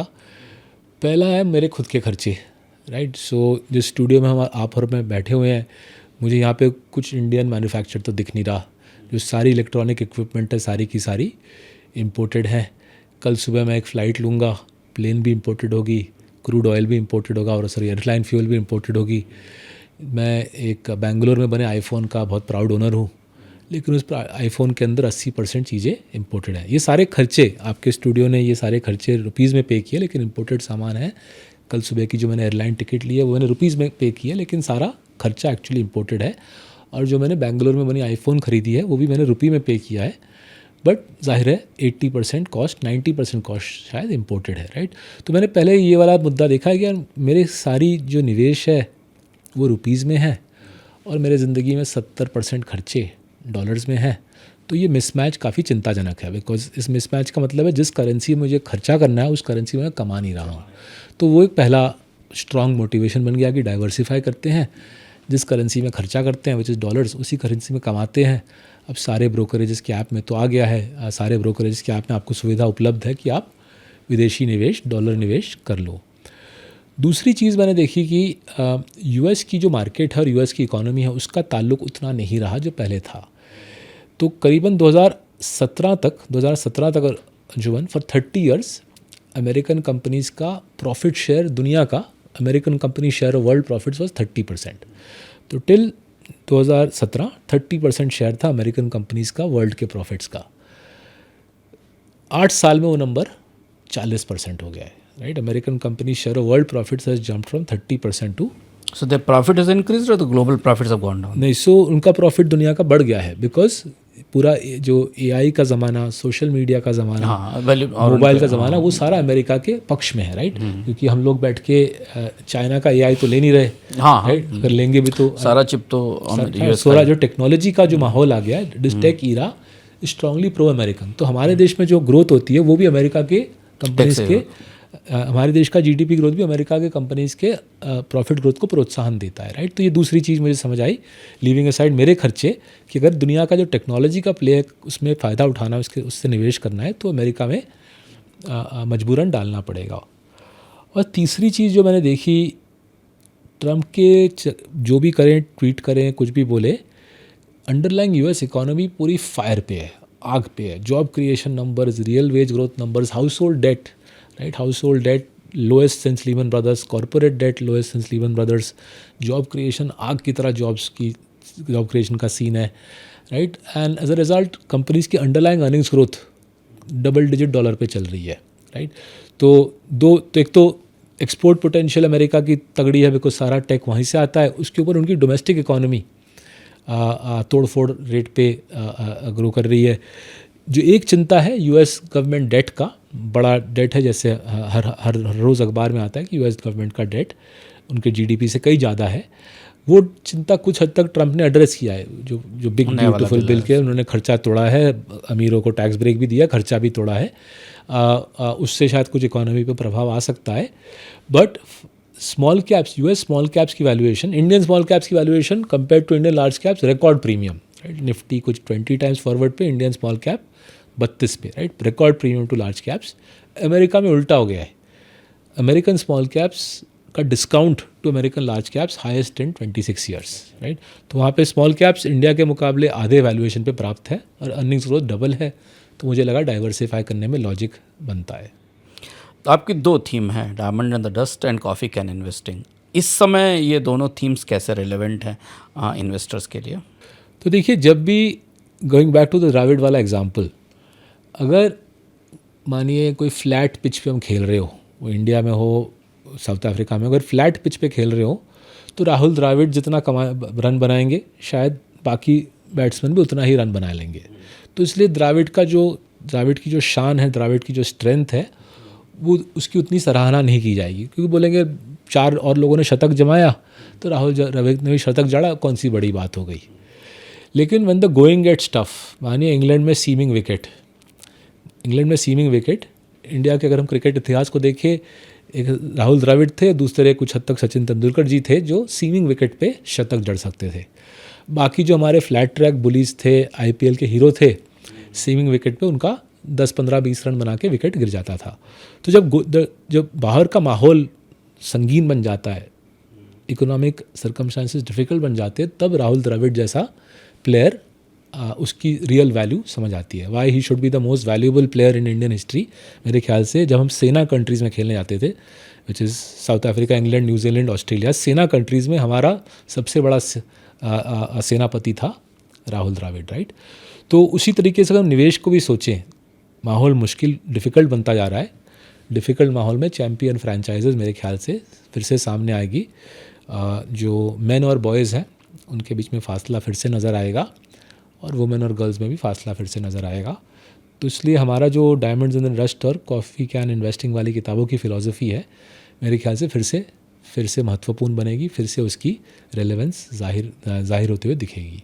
हम आखिर में चलें अपने रैपिड फायर क्वेश्चंस की तरफ। उससे पहले दो इम्पॉर्टेंट सवाल जो लोगों के दिमाग में, एक ये कि क्रिप्टो और गोल्ड, इसमें भी खासतौर से क्रिप्टो को आप कितना बड़ा इन्वेस्टमेंट अपॉर्चुनिटी देखते हैं, चैलेंज देखते हैं? टोकेनाइजेशन शुरू हो गया स्टॉक्स का, पाकिस्तान तक क्रिप्टो पर है, दुबई एंड यूएई में जो मैक्सिमम इन्वेस्टमेंट आया है पिछले 3-4 साल में, उसकी क्रिप्टो की तैयारियों के कारण आया। How do you see this is emerging as alternative? तो मैं बैंक्स का उदाहरण लेता हूँ समझाने के लिए क्रिप्टो में खतरा क्या है। देखिए, बैंक्स का आइडिया बुरा नहीं है। बैंक्स का आइडिया क्या है कि लाखों लोगों से उनकी छोटी छोटी सेविंग्स लेंगे और उसको लेके हम, मानिए किसी छोटे उद्योगपति को 5 साल का लोन चाहिए फैक्ट्री लगाने के लिए, उनको 5 साल का लोन दे देंगे। तो लोगों के हमने पैसे इकट्ठे किए और 5 साल का लोन दे दिया। कुछ लोगों को कल सुबह पैसे चाहिए होंगे, कुछ लोगों को 2 साल बाद चाहिए होंगे, बट अगर हम बहुत सारे लोगों का पैसा ले लिया, 5 साल हमारे पास पैसे हैं और हमने उद्योगपति को 5 ईयर्स का लोन दे दिया, उसने उस लोन पे हमको इंटरेस्ट रेट दिया, उससे हमने जो छोटा निवेशक है उसको थोड़ी सी सेविंग्स अकाउंट पे इंटरेस्ट रेट दे दी, राइट। आइडिया बुरा नहीं है, राइट। बट जो लास्ट 500 साल में देखा गया है कि country after country hundreds of banks have failed, क्योंकि इसमें उल्टा सीधा काम करना बहुत आसान है। फॉर एग्जांपल, लोगों से पैसा लेना, ऑल सिंसेरिटी, आपने डिपॉजिटर से पैसे लिए, लेकिन जिस उद्योगपति को आपने पैसा दिया वो भाग गया और आपके पास फिर पैसे ना रहे to give back to the depositors, right. तो बैंकिंग सिस्टम में प्रॉब्लम्स हंड्रेड्स ऑफ ईयर्स से आए, विच इज़ वाई लास्ट 50-60 साल में सारे देशों ने एक तगड़ा बैंक रेगुलेटर बनाया, राइट। और तगड़े बैंक रेगुलेटर बनने के बाद ही मॉडर्न बैंकिंग पे लोगों को भरोसा आया, राइट। सो क्रिप्टो भी कुछ इसी प्रकार का सिचुएशन है। आइडिया बुरा नहीं है, बट इस आइडिया के अंदर abuse is almost pre programmed in, right. लोगों को उल्लू बना के पैसा रेज करके भागने का टेम्पटेशन ज़बरदस्त है, और जब तक कोई रेगुलेटर आता नहीं पिक्चर पे, भागना भी संभव रहेगा, आसान रहेगा।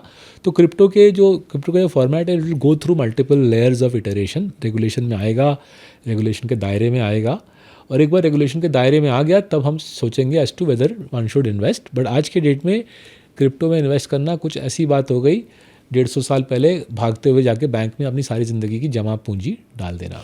लेकिन स्टेबल कॉइन्स, जिसके लिए अमेरिका ने कानून भी बनाया है, अब तो दुनिया के कई सारे कंट्रीज़ में स्टेबल कॉइन्स आ रहे हैं, उन्हें माना जा रहा है कि they are most safer than because वो एक स्टेबल करेंसी से एसोसिएट तो उसको अभी तक सबूत नहीं दिख रहा है कि सच में स्टेबिलिटी है, राइट।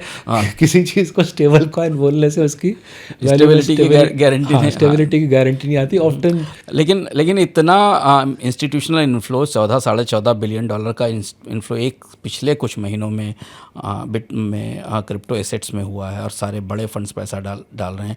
तो अल्टीमेटली तो इन्वेस्टर्स का फंड ही है जो पहुंच रहा है वहाँ। हाँ जी, बट अदर पीपल्स मनी बोलते हैं, जैसे अदर पीपल्स मनी से खिलवाड़ करना तो आसान है, but jokes apart, I think इसमें साइकिल्स रहेंगे, अब्यूज़ का, फिर रेगुलेशन का। 1-2 साइकिल मेरे ख्याल से लगेगा for crypto to become a stable asset for your viewers to put their money into. अभी थोड़ा मेरे को प्रीमैच्योर लग रहा है। अब हम आ गए अपने अंतिम राउंड पर, रैपिड फायर के कुछ सवाल जो हम सौरभ से पूछेंगे, और सौरभ से एक प्रश्न में उनके जवाब मांगेंगे। हल्के फुल्के सवाल जो आमतौर पर इस तरीके की गंभीर चर्चाओं को हल्का बनाते हैं। सौरभ, आप साल में कितनी फ्लाइट लेते हैं? आई थिंक पहले 150 हो गया था कोविड के बाद, फिर से 250 की तरफ जा रहा है नंबर। तो कैसे मैनेज करते हैं 250 फ्लाइट्स का ट्रैवल और इन्वेस्टमेंट पोर्टफोलियो मैनेजमेंट? वही प्लेन पे काम कर लेते हैं, सो लेते हैं, पढ़ लेते हैं, जी लेते हैं। नॉन फिक्शन रीडिंग में, हाँ जी, में कौन सी किताब इस समय आप पढ़ रहे हैं? तो मैं पढ़ रहा हूँ रिचर्ड रुमेल्ट नाम के एक स्ट्रेटिजिस्ट हैं। मुझे उनकी किताब बहुत अच्छी लगती है। 3 साल पहले उनकी किताब पढ़ी मैंने, गुड स्ट्रैटेजी बैड स्ट्रैटेजी बोल के, मेरे को बहुत अच्छी लगी। बहुत क्लेवरली समझाया प्रोफेसर रुमेल्ट ने बहुत क्लेवरली समझाया कौन सी कंपनी की स्ट्रैटेजी अच्छी है और किसकी खोखली है। तो उनकी किताब लास्ट ईयर आई थी, क्रक्स बोल के, CRUX। तो क्रक्स पे तीसरी बार रीड कर रहा हूँ। मुझे रुमेल्ट साहब की ये किताबें बहुत अच्छी लगती है। क्रक्स पढ़ रहा हूँ बाय रिचर्ड रुमेल्ट। 3 ऐसी किताबें सौरभ बहुत पढ़ते हैं, और सौरभ के मार्सेलस से जो आने वाली रिपोर्ट्स हैं, उनमें सबसे दिलचस्प बात यह है कि हर महीने में एक बार ये बताते हैं कि आपको क्या क्या पढ़ना भी चाहिए। ये आमतौर पर फंड मैनेजर्स या इन्वेस्टमेंट मैनेजर्स इस तरह से सलाह नहीं देते। तो मेरा सवाल ये होगा कि 3 वो किताबें जो सबको पढ़ना चाहिए, चाहे वो इन्वेस्टर हो या नहीं हो। तो मैं बोलूँगा पहली किताब जो बहुत यूज़फुल है और पढ़ने में मज़ा भी आता है, वॉरेन बफेट की बायोग्राफ़ी। उनकी 2 बायोग्राफी है, बट उनमें से जो पहली वाली है, रॉजर लोवेंस्टाइन नाम के लेखक हैं, रॉजर लोवेंस्टाइन, और उनके बुक का नाम है Buffett the making of a American capitalist. तो बहुत अच्छी किताब है, उनकी पूरे ज़िंदगी का विवरण है, संक्षिप्त में विवरण है, और बहुत रोमांचक तरीके से समझाया गया है कि कैसे ये शख्स इतना महान निवेशक बना। दूसरा है जो 2007-8 की सब प्राइम क्राइसिस की किताब है, माइकल लुइस, उनकी किताब है द बिग शॉर्ट बोल के, तो पढ़िएगा उसकी किताब। पिक्चर भी मिल जाएगी OTT में, पिक्चर भी अच्छी है, किताब भी अच्छी है, दोनों पढ़ ले तो मेरे ख्याल से मज़ा आ जाएगा, right. The big short, Michael Lewis. मेरी ज़िंदगी का एक सपना है कि एक दिन मैं भी माइकल लुइस की तरह किताब लिख पाऊँगा, किस प्रकार से लिखते हैं, जादू है पूरा। और तीसरी किताब और यूट्यूब वीडियो भी है उसके साथ साथ, पीटर थील आज US में बहुत बड़े चाणक्य जैसे एक शख्स बन गए हैं US में, पीटर थील।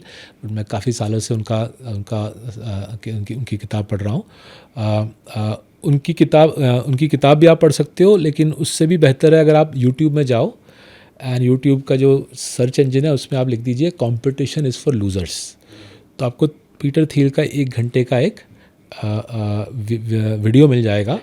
आप वो लेक्चर सुन लीजिए, फिर उनकी किताब पढ़ लीजिए, 0 to 1। तो अगर आप ज़िंदगी में कुछ बिज़नेस शुरू करने का सोच रहे हो, कुछ हटके सोचने का शुरू कर रहे हो, आप 0 to 1 पढ़िएगा, कमाल की किताब है। सर, मुंबई में सबसे पसंदीदा फूड प्लेस कौन सा है?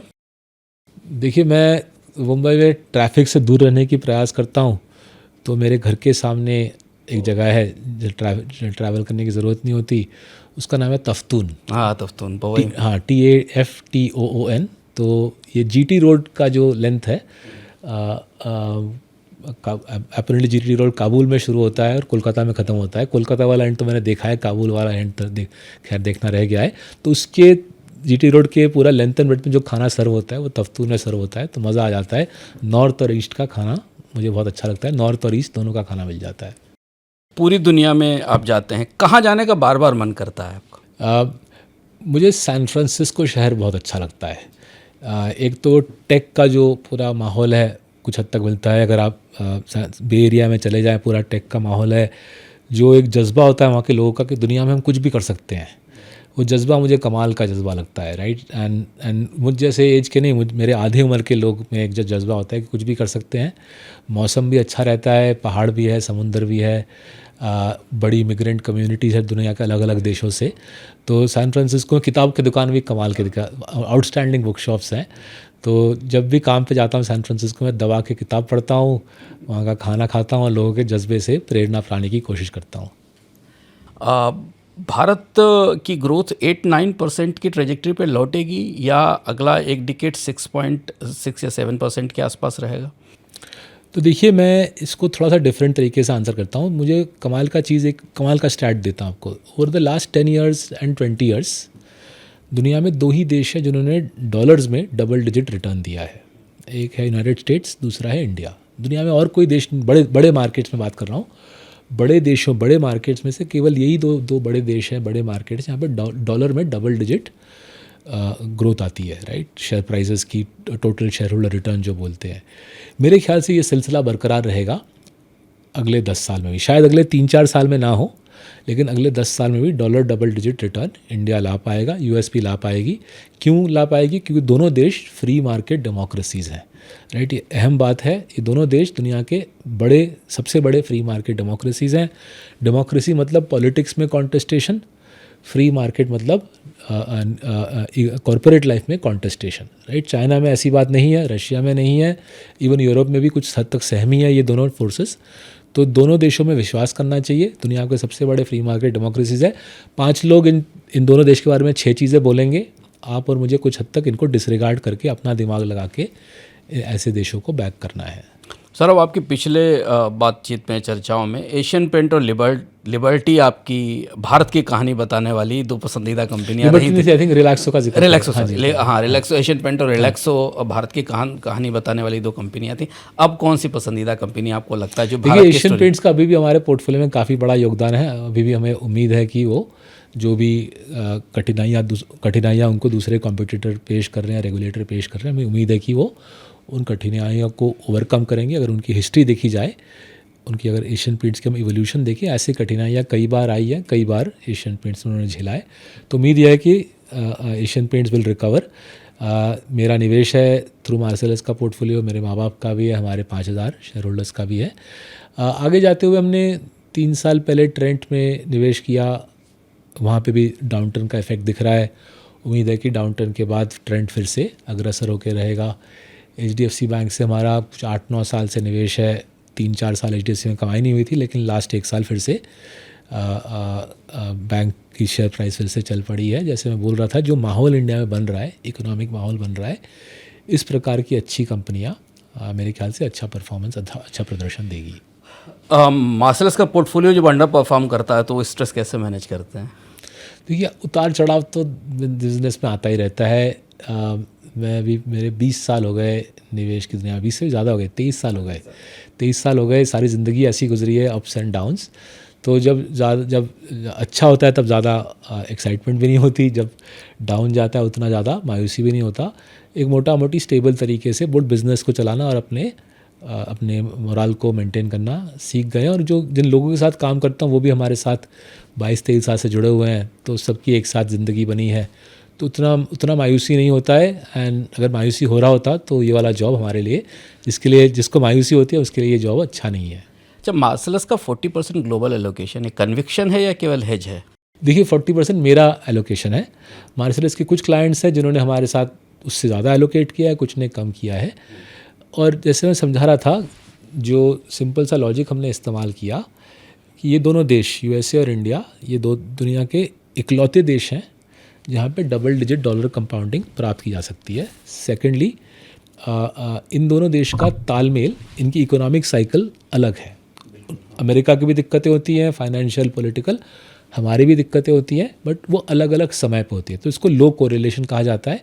तो अगर हमारे यहाँ पे स्मॉल कैप, मिड कैप महंगी है और उनके वहाँ पे सस्ती है, तो कन्विक्शन है। मेरे ख्याल से डाइवर्सिफाई करना, महंगे से सस्ते में डाइवर्सिफाई करना लॉजिकल बात बनती है।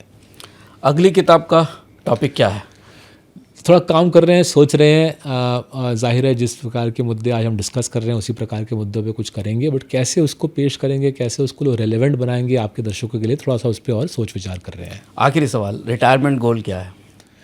रिटायरमेंट गोल है, बच्चों की ज़िंदगी अगर बन पड़े तो फिर हम कोशिश करेंगे और किताब लिखने का टाइम निकाले।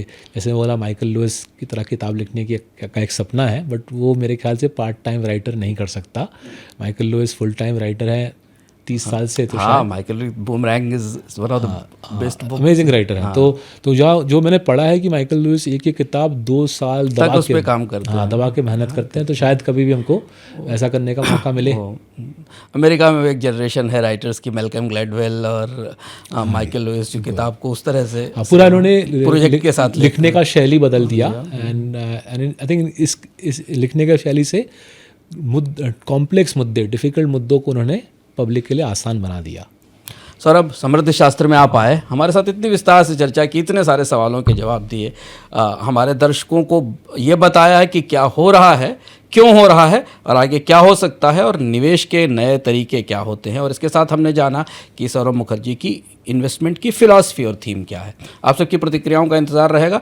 बोनस की तरफ से, समृद्धि शास्त्र की तरफ से सौरभ, आपको बहुत बहुत आभार इस कार्यक्रम में आने के लिए। शुक्रिया।